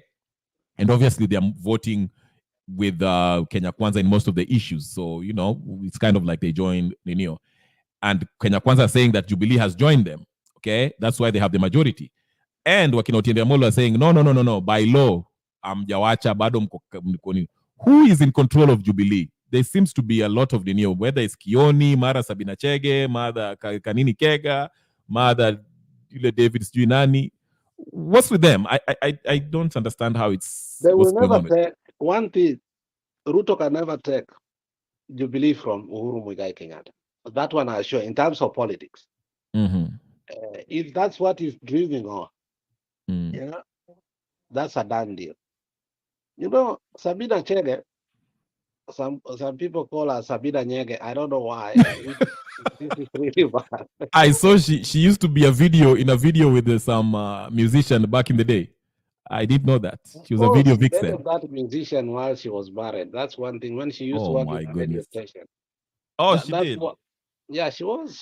She's a media personality. That's, you see the confidence that she has. You know, when you see Sabina sit down and have an interview with you, she's very articulate. Wanasema mgala muwe lakini mpe haki yake. If it comes to articulation, if it comes to rhetorics and speech intonation, Sabina is classic. Sabina is classic. Unaelewa? That one, hata kama I disagree with our mode of politics nowadays, but the woman is refined. Is really refined. Almost like Martha Karua. The only thing is Martha hacheki. I wish Martha angekuwa na sense of humor. Anaingisha kicheko tu kidogo hapa kasmile kadogo. You know, anakunja uso ni kama ako Turkana, eh?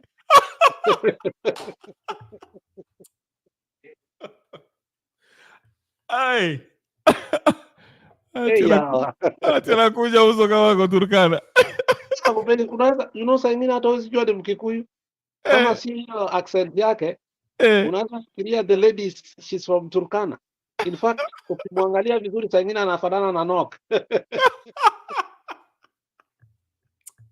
We wacha Alex bwana. Wacha kuongelea the Iron Lady. No, I'm just saying the weakness of the lady. Okay, She's I an get Iron Lady, we love her. But anakatanga kucheka. Huwezi enda huko. Unajua hata baba saa ingine anaikishanga kasmile kengine hivi. Yaani sio kasmile lakini it's a pseudo smile. Ifurahishe waone the human watu part of wanacheka. Anasema anarusha yuma hivi kidogo watu wanacheka. Wata kanua anakuanga sijui ni dry spells ama ni nini za kucheka. It's just so bad. But she says the right things. But she's too serious for life. You know, wakati kuna njaa, wakati kuna nini, allow people to laugh. Yes. You know, laughter gives you another day.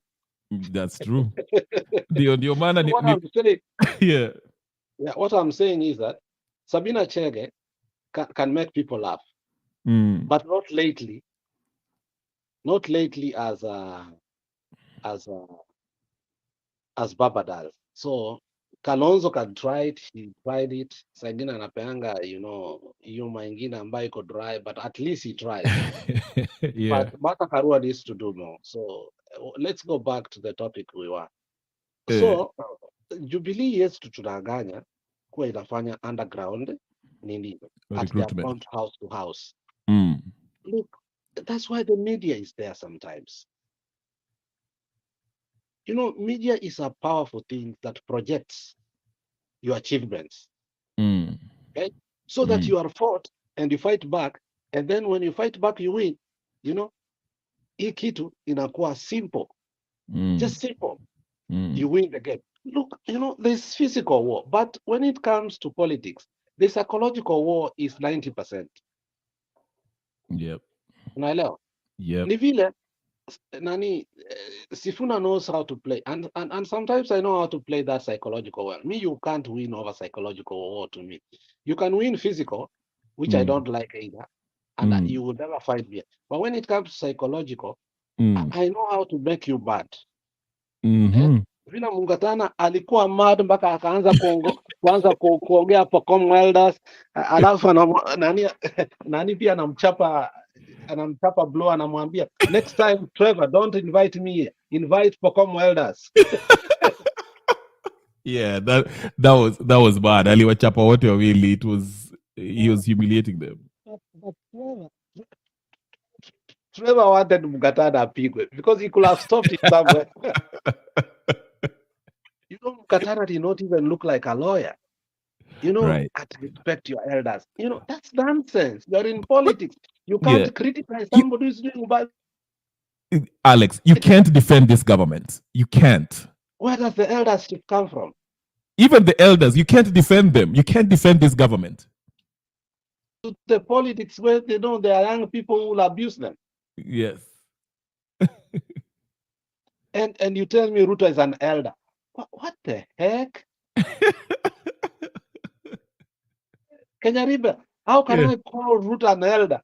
Hata wewe uko sijui ni UDA, you are not in UDA, you just said Raila, that is it. Basically, you are in ODM.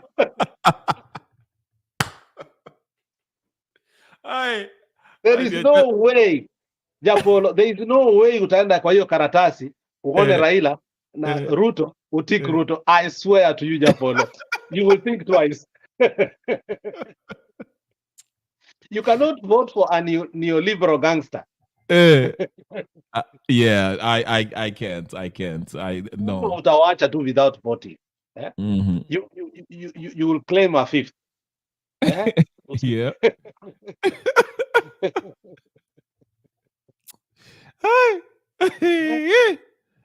Siasa moto.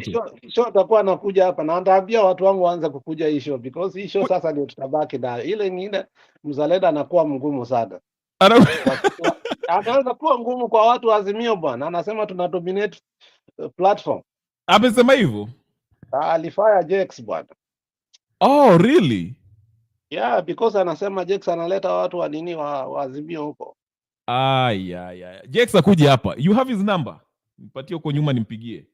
Akuje hapa, tuko na kazi hapa. Takutumia. Yeah. In fact, on Monday, or I think next week, okay, even today, I mean tomorrow, I'm here every day No, pretty much. alienda vacation kwa familia yake. Nani Jakes? Yeah, at least bibi yake anakaanga mbali kidogo. Oh, okay. Na yeye watoto wake wako boarding. Bibi yake Okay. akona watoto wale wadogo kabisa wenye Jakes hawezi kaa nao, because Jakes initially was working. Yeah. You know, his profession is in the medical field. Jakes actually is a senior clinical officer. Oh, It's okay. not even in the media. Jakes is not in the media, by the way. Many people think Jakes is in the media. He just loves politics. Well, he does a good job moderating that. I'll give it to him. Because he does research. He doesn't just come to the show without doing research. Sometimes he calls me. We write those notes. The guy is so serious with his work that you can't beat him. You know, sometimes Jakes wakes up at 7 a.m., which is 11 here. Tunafanya hiyo, tunamaliza. Tukifika kwa newspaper analysis, tunamaliza. By the time anakaa kwa ile kiti, anasema hii tumemaliza, tunaenda hii. Yani, he's so committed. He's organized. In terms of what he does his work. Anajua tutamaliza hii, tuende hii. And sometimes he has like 7 topics. Oh, and yeah. when people speak more, we end up only doing 3 topics alone. Yeah. He carries them forward. So his board of moderation is not. In fact, ule jamaa, if he's given a platform, sidhani hapa Jeff Koinange anaweza mshinda. I'm telling you, even the test of who feels nowadays, Jeff Koinange. It used to be, I never go nowadays to watch hata show zake. Yeah, I liked it when he was the bench. Was it the bench before the JK live? What was it? Pale alifukuzwa. He was the bench. After the Esther Passaris saga. But so Jeff has been fired. Are you serious ama unasema tu? Nakwambia, man. Na hiyo kitu ishie. Iwacha tu hiyo kitu tusiongea, tutaongea behind the curtain. Oh, okay, pole. Yeah, me I thought maybe it's the show. Okay. Yeah, everybody. I'm supposed to have captain next this coming week. So maybe mnaweza mkashare notes UDA and Azimio. That will be a good matchup. But captain is fair. I like him because he's not shy of telling off the government if they're not going. Kama leo hata kuaibisha. Sasa ingine nampianga simu 1-on-1. Hata ajui ni nani amempigia. Ananiuliza, wewe ni nani? Tunaongea. Wewe ni nani? We've all fallen into that. Hata mimi kuna siku nyingine niliingia Mutembeka, mpaka nikawacha. Nimewacha pombe bwana. Mimi ni several times. After election mimi ilikuwa several times. Ndugu yangu, Buddha boss. That election really stressed me. Nilikuwa nimekaa miaka 5 bila kukunywa, ndugu yangu. 5. Kote nilikuwa sema tu hivi. Shot ya kwanza. It was done.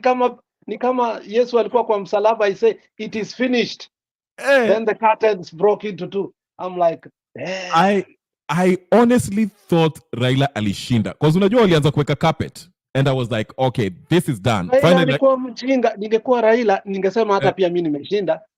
So that we go to court, they decided nani ameshinda. He kept quiet. We kept telling him, claim that you have won. This is the only way. Sasa itaenda Supreme Court. You will go to Supreme Court as equals. Right. As equals. Because you know there was a judge akuapisha. Any judge anaweza kukuapisha. Yeah, because you know there was one TV station that was showing that Raila is ahead. Ile ingine ilisema Ruto. So I'm like, alishinda. There's one guy, I don't want to reveal his identity. Yeah.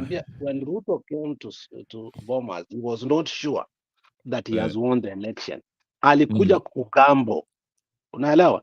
Alikuja kugambo. Because he knew hii vitu zimeenda mbaya. Unaelewa? Now he knew the punitive measures that will be used. One person told me the same thing that Akombe alisema, that waliwekewanga guns. You remember Akombe akisema hivi? Yes. And she ran away. Yes. Chebukati aliwekewa gun. Utangaze? Utangaze, usipotangaza tunakumaliza Mm. na sisi tunajimaliza. So here's my personal experience. Mimi 2017, unaona vile ulikuwa unachapa shot vile ulisikia hot air. Yeah. That is how I felt. Mi 2007 sema tumeshinda. Baba apishwe. Tukamwapisha. So when I saw the handshake, that was the end of me. That was the end of me. Now you ask me why I'm always That was a blunder to many, like Duke. There's a guy who used to come there called Duke. He was so mad with the handshake. But the handshake Alipona. needed to come. The handshake needed to come because I live in Kisumu. There was no money circulation. Wajaluo walikuwa, yani, of course wanapiga kelele. I used to have an M-Pesa that was so big in Moody Awori's house. Okay? Next to Baroda Bank hapo. I tell you, it used to make money. In a day, we could transact up to 6 billion. Tunatoa tu fee yetu. Alafu we just go to Barclays there tunaweka pesa. Because it was near there. Post, wakati waliiba kura 2 years, we couldn't even make 30,000 a day. Hardly. There was a freeze of money. Ukienda Kibuye market on Sunday, hakuna kitu.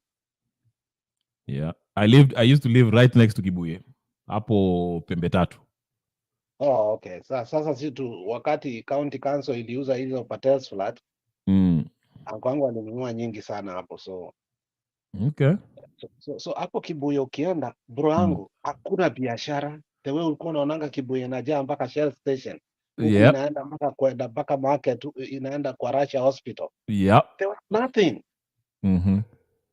So I think Raila looked afadhali Kisumu. Sasa Homa Bay was so dry to a point that, you know, Homa Bay is not rich. Hizo vioski zote kutoka Sofia mpaka baharini mpaka kwa lake. Kuna vitu hata bookshops zilikuwa zimefungwa. Wow. Ungepata tu moja ndio imebaki and it's struggling. There was no money circulation.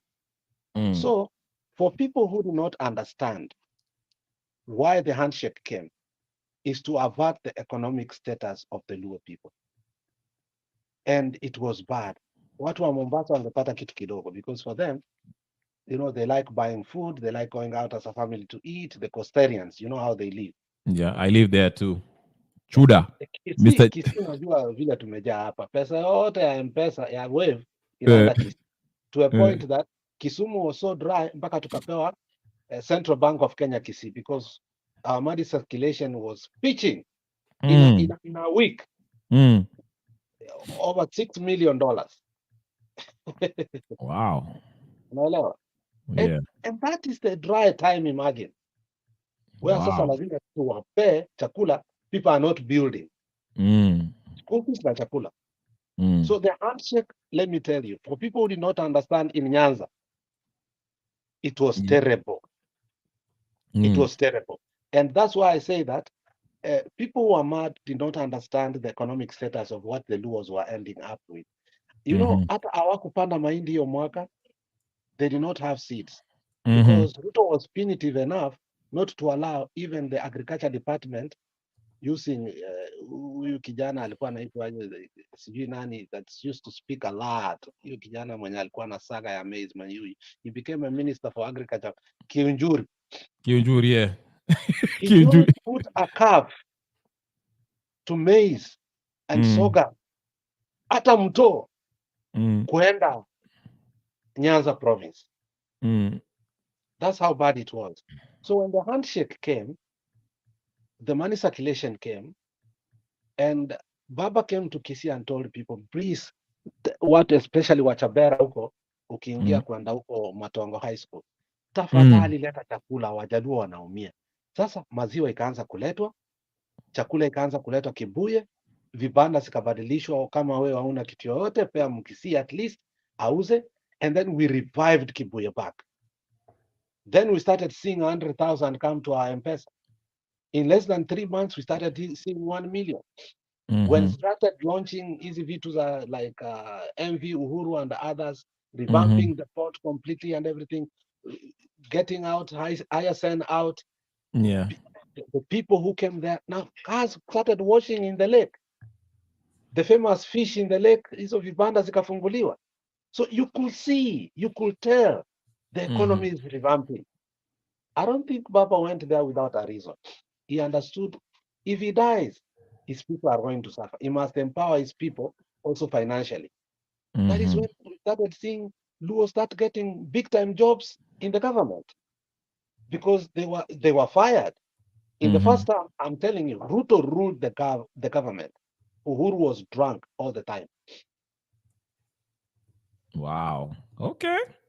So that's what happened. I'm not see at Natetea. I mean, I saw how I had my own money because I had rental houses. Niko na rental houses Kisumu. Unaelewa? Na ni Yeah. nyingi.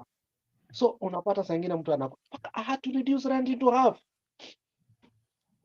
Some houses that were 25,000, I had to reduce them up to 9,000 because huyu mtu akienda hakuna mtu ataingia. Afadhali anilipe 9,000 kuliko tu kukaa hivyo because hata Right. mimi nipate pesa. You have to do what so that the poor people can still linger with you. Wako kwa nyumba zangu mpaka sasa hauwezi wafukuza, wanasema huyu jamaa for 2 years.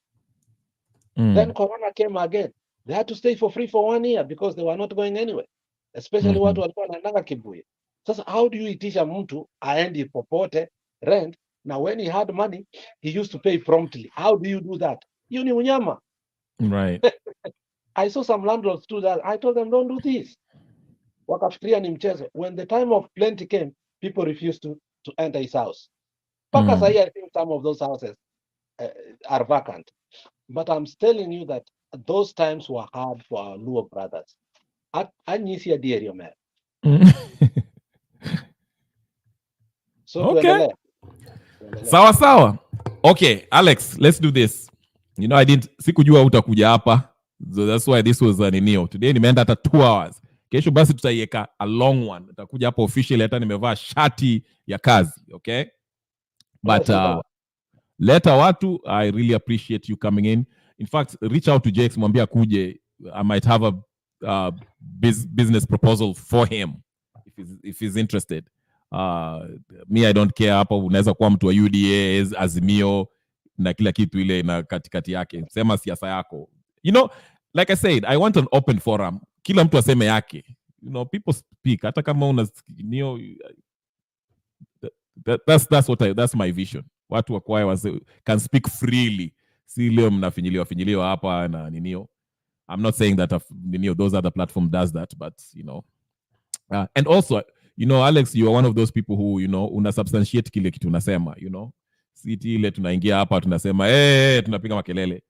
Tunachambua maneno vile umechambua siasa ya baba hivyo, the handshake and all that. So I really appreciate your time. So kesho tukutane ama namna gani? Lazima. I'm here 3 days consecutive. 3 days. When I saw good here, I felt comfortable kidogo because I feared you could call me a terrorist and a jihadist. Hiyo mpaka ni wachokoze. You and Mr. G, that's how I na sukuma kidogo nipate fire kidogo. You know what made me come to your channel? There's a person who told you, I don't know alikuwa ni nani. Ilikuwa Mwangi Mudhama. Yes. It was Mwangi Mudhama who told you that in your show you are very good. Ukikuja hapa unatusumbua. Why don't you take those tendencies from your show, you bring them here? Hizo yenye uko nazo upeleke huko. Let me tell you the secret. Know I was curious because I like planning. I was curious. I said, you know, lazima niingie channel ya Japolo because I think I've been unfair. I mean, invite several times sijaingia. This is the time I think I should enter so that honestly we can have a conversation with him. And when I came, I was impressed. I was totally impressed, I tell you. And many people, you need to market yourself in a different way. When you go there, sometimes kuwa calm, take sense, especially usichokoze baba. You will see people coming here. I'm telling you, that's a business strategy. Okay. Now that you have this channel could have gone. Uko na 850 subscribers. Afrique 24, wako na how many? 230. Courtesy of Jex. Kama Jex angekuwa huko, we will never have subscribed into that nonsense. Especially ya Mzalendo. Mzalendo is my personal friend. I respect him. However, his politics sipendi. Let me tell you the neo the neo of and the madness and your midness. Unajua saa zingine when I go to a platform naona kama imekauka kauka kidogo, you know, everyone is on the same kind of linear. So I try to challenge people, you know. So of course I come out looking bad. So that's why you see me coming in naanza kuchokoza Mr. G, who is my favorite target. Alafu Alex, I know probably we tukishaonana ni vile nasema Osoro na Osin Barati naturally. But the person I miss is Black. Black amepotea, I don't know. Wewe na yeye used to go at each other, but I don't know where Black is now. And they will leave us. The one thing that I like, they will leave us go one-on-one. Even Bernard Angenyamazanga at a temper. One-on-one, 10 minutes. 10 minutes, facts to facts. You know, the guy is well researched. Yes, Black comes in. The guy is well learned. Yeah. And the guy also speaks some very nice English. Yeah. So both of us are refined. Ikikuja kwa facts, both of us, I accept his fact, he accepts his fact. But then again, you want to challenge him between that fact, even if it's a fact. Yeah.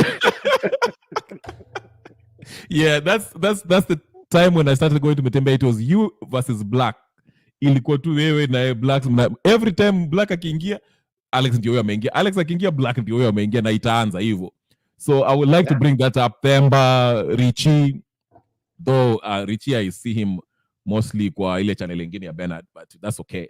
But those are the people who are Richie ndangi huko. Richie anakujanga siku hizi nini Afrika 24. Yeah. Oh, okay. Okay, so I think Stella amekuja huko akaongea kitu ilikuwa ni Stella ama ni nani? There's another lady there. Akasema kitu yenye akaleta propaganda zingine nyingi. Zilikastrisha. I wanted to rebut. All of a sudden I saw Richie and then Jake akasema Alex usiribat tafadhali because wewe unaleta fire hapa. And I know that's your favorite topic. Utafanya atoroke bure vile last time alitoroka. So Makiadi had to take him, so nika-relax. Fire, weka fire, hata kama ni mbaya, weka kabisa. Sasa ingine unatuliza boli bwana. Yeah, sometimes unajua, you just want to that's the thing kuna too. watu wengine wanaingia emotionally kwa nini kwa panel. They don't have facts. Ukianza kuleta facts one by one unamletea points 5. Anaibika, anatoka channel na utamuona kwa mwezi mmoja. That is where nani ako sahi anaitwaje Captain. No, really? Captain? Sijui Captain. I talked to him. Maybe I don't know what's going on with it. He has a lot going on. But aliniambia next week there's a guy he brought there who was actually he had facts. He was alikuwa ana explaining he's a pro Ruto person. And he was eloquent. I mean, I like the fact that he was standing his square. Alikuwa anatetea government. He was making valid points. I didn't agree with him totally, but he was making valid points. And I appreciate that. That's why I usually like Themba and also Richie and you. Even though sometimes I might disagree, but you make valid points that, you can say, okay, I see why you are, see ile tu ile mtu anaingia hapo nani emotion hiyo unasema emotional charged that there's no reasoning behind it. So those are the kind of conversations I like ambayo mtu that exchange is healthy. Ile mtu anakuletea facts mpaka hata wewe mwenyewe unasema wacha nikaingie Google hapa nione kaa hii kitu ni ukweli ama ni propaganda, unaona. So yeah, I will try to find Jake's. I had his number but I lost it. I owe him something too, so I'll try to find him. And yeah, leta watu Alex, subscribe hata usisahau hiyo. But anyway, that's Alex. Also test for sure wanaangalia kutoka mbali how it is. One thing I'll tell you, my friend, mimi sijaifanyia mtu kazi for a long time. And my grandfather nurtured into business. My father also nurtured me into business. Though my father nurtured me into bar businesses, which I did. Nikachoka, nikaacha because Taking that stock every morning was tedious to me, because if you don't take it, hao watu watakuibia vibaya sana, because how you put the stock and how you check it in the morning, Yeah. then every day unapata vile wanakuibia. Mm. I got tired because every morning I'll be there for 7 hours. And then Right. you're doing nothing. Ni ile kuona vile watu wamekuibia every day unaibiwa. Yeah. And ukitaka usiibiwe lazima ukae kwa kashia. So the whole night unakaa kwa kashia, asubuhi tena unakaa. I mean, it's like you're not sleeping. So my wife used to complain that mi naenda kwa bar kuangalia wanawake. Mm. Sometimes she could even come to the bar with the kids to sit with me. I'm like, no, Wow. no, this is not gonna happen. So nikafunga 2 thriving bars. Mm. Na Kisumu pia zilikuwa 2, hapo Kondele, juu hapo karibu na ile pharmacy, Nightingale Hospital, hapo kando ya Nightingale Hospital. That one middle class ilikuwa napiga rumba kila siku bwana, live. Ilikuwa inajaa bwana, ilikuwa inajaa.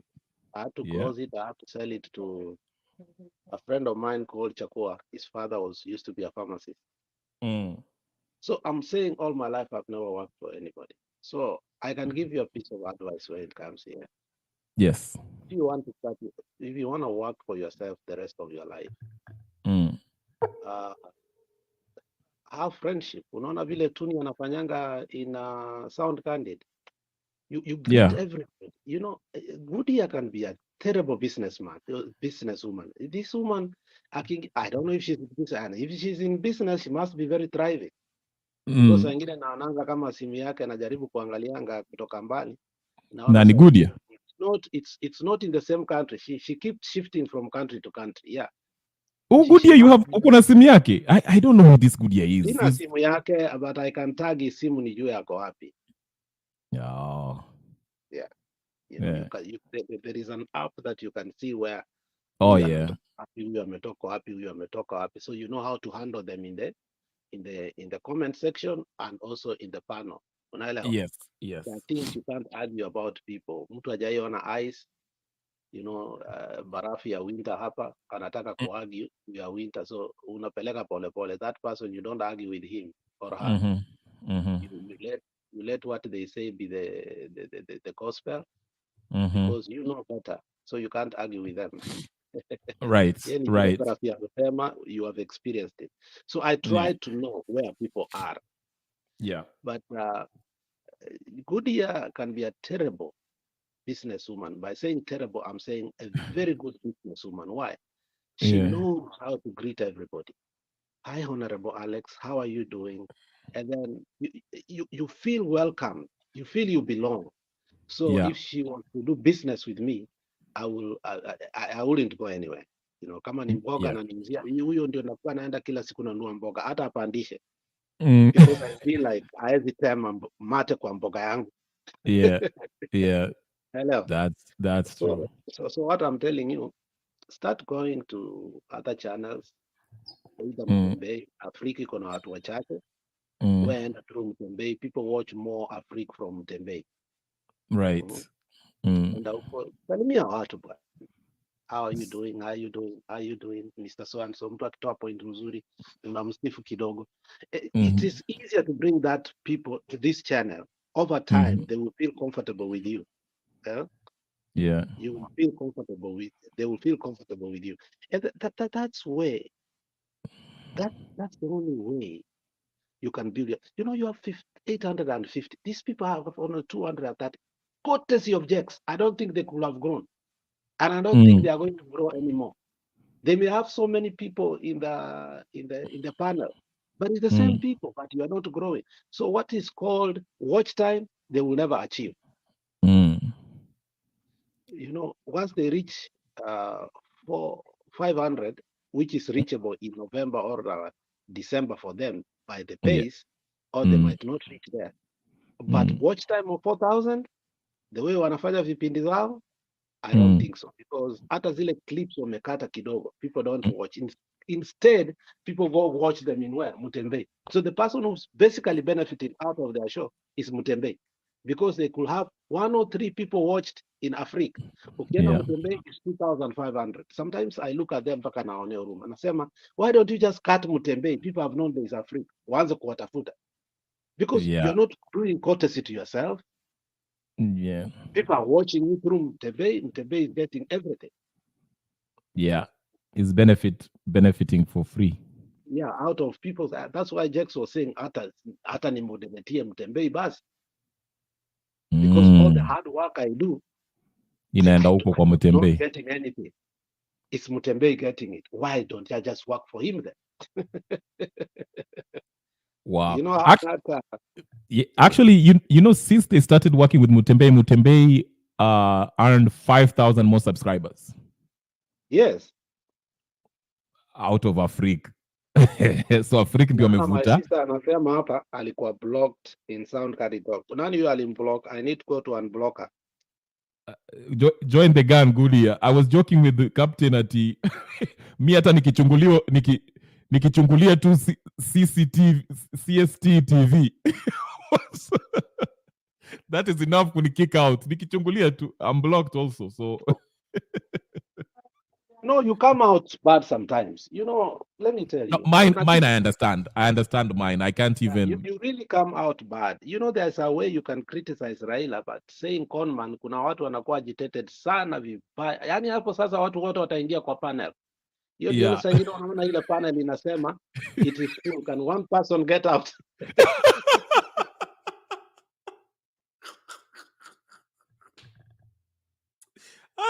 Alex, umenimaliza leo. Yani unafikiria ni high jump. Yani ta. Tulikuwa watatu, all of a sudden we are 10. And others want to come in. I'm like, yeah. What the heck is going on here?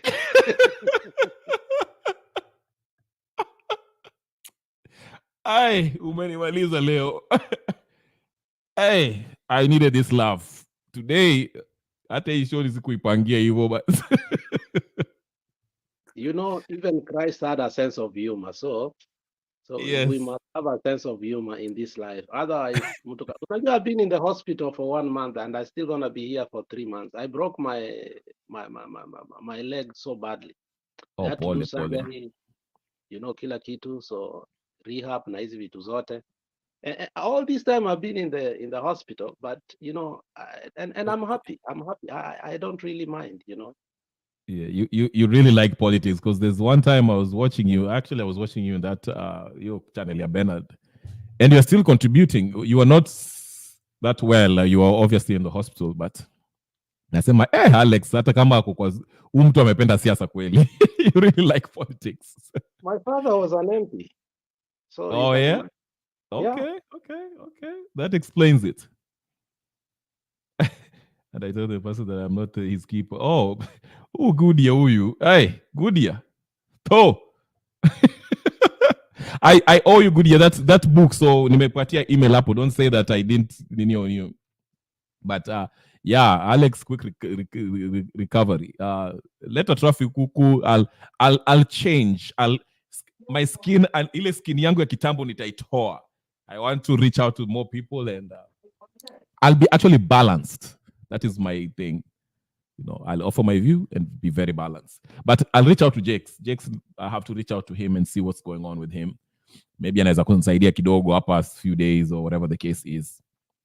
And we can build something. He's a really good man. You know, I've come to like, you know, we had something about tungeongea pamoja kama watu wote. You know, si ati nateteanga Jakes without backed up points. Me, wacha nikwambie, in my life, I have always backed up what I have said. And the reason I do that is I listen. I listen fast. And, you know, that's why I always say there's value in listening, there's civilization in listening. You know, when you keep on interjecting to somebody, you're being uncivilized. Right. But the value of listening is that you get all the points. Now, when you are hitting the person, unasema, number 1, you said this. Didn't you say this? Yes. Una deconstruct. Unaenda number 2, number 3, number 4. So akikuja back, ushamvunja mgongo kidogo. Unaelewa? Yeah. So kuna zenye ata accept, kuna zenye atataka ku accept, zenye atafikia katikati asema nakubaliana lakini sijui nini. But ukiona mtu amesema kuna vitu nakubaliana na yeye, hiyo umeshamshinda already. Yeah. Yeah. So tumalize show tuende hiyo ingine. It was nice coming to your show. It was nice. I really appreciate it, Alex. I enjoyed it. Me Thanks too. to Wangi Mudama who said that umekuwa kwa show yako. So I wanted to come and test it. Thank you so much, Alex. It's a pleasure. You know, at first we didn't start in a good footing, but hey, actually you're more fun than I thought. So asante sana, and also Goodia too for supporting the channel. So tuonane kwa ile, as a captain usually say, tuonane kwa ile shakaola ingine. Yes. Sawa basi. Thank you so much, and quick recovery. Tomorrow, okay, let me give you my number hapa chini. Yes. So Weka kwa that, chat hapo. You remind me when the show starts. I don't know when your show starts. Yeah, I usually start it around 1 Eastern time. Na usiweke direct, weka WhatsApp. Okay, sawa. Weka WhatsApp. What's my... Hata Goodia anajua hawezi nipea namba yake. Goodia. In fact, Goodia was supposed to come to my show actually, to kuingia kwa nini kwa kamera leo. Wewe ndio umemshtua Alex.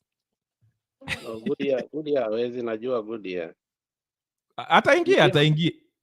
Umeiona? Yes, I've seen it. Thank you so much. Goodia, take my number. He can't see it. She can't see it, or he can't see it because ako kwa au meka kwa comment, okay? Yeah, niliweka kwa comment. Okay. Sawa basi. Sawa. Ninio. Now basi subscribe ndio upate hata pia notification kwa zile siku ambao nimesahau kukutext before, so okay, then let me subscribe to your channel too so that I get the notification. Now like ndio iende kwa algorithm duko akina Black waione, so muendelee na ile debate, mjadala yenu between the infamous Black versus Alex.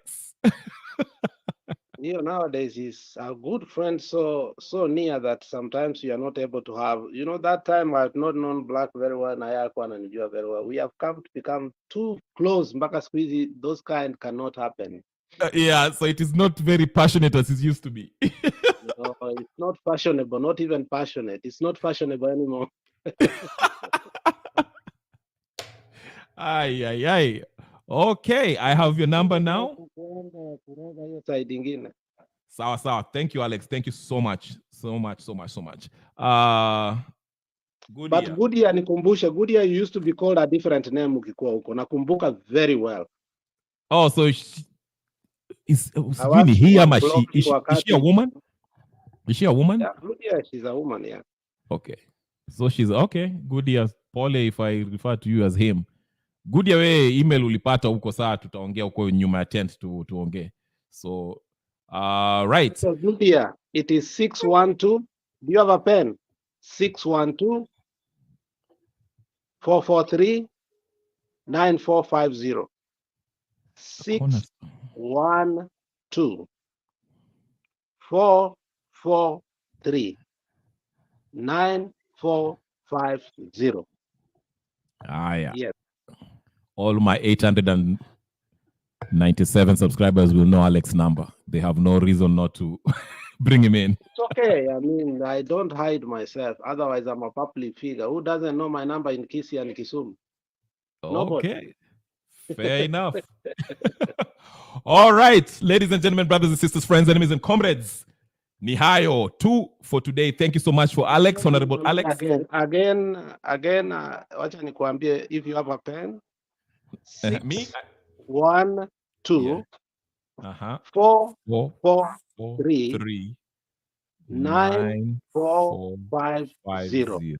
Ndio hiyo. Let me repeat again for you. Maybe kalamu yako iko inaandika vizuri.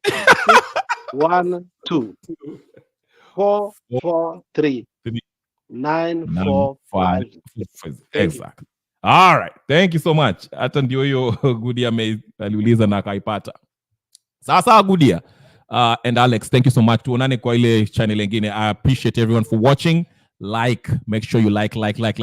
share, subscribe to the channel so you can get notifications. Hiyo simu yako weke notification vizuri so you can get it. This is Kenya Revolutionary. You had that. I had a feedback. I had a nice discussion from my friend Alex and Goodyear also. Appreciate my greatest gratitude to you all. I will see you tomorrow. Thank you so much. Tuonane kesho, as my Kikuyu friends say. Tuonane. Thank you. Peace and blessings. Peace.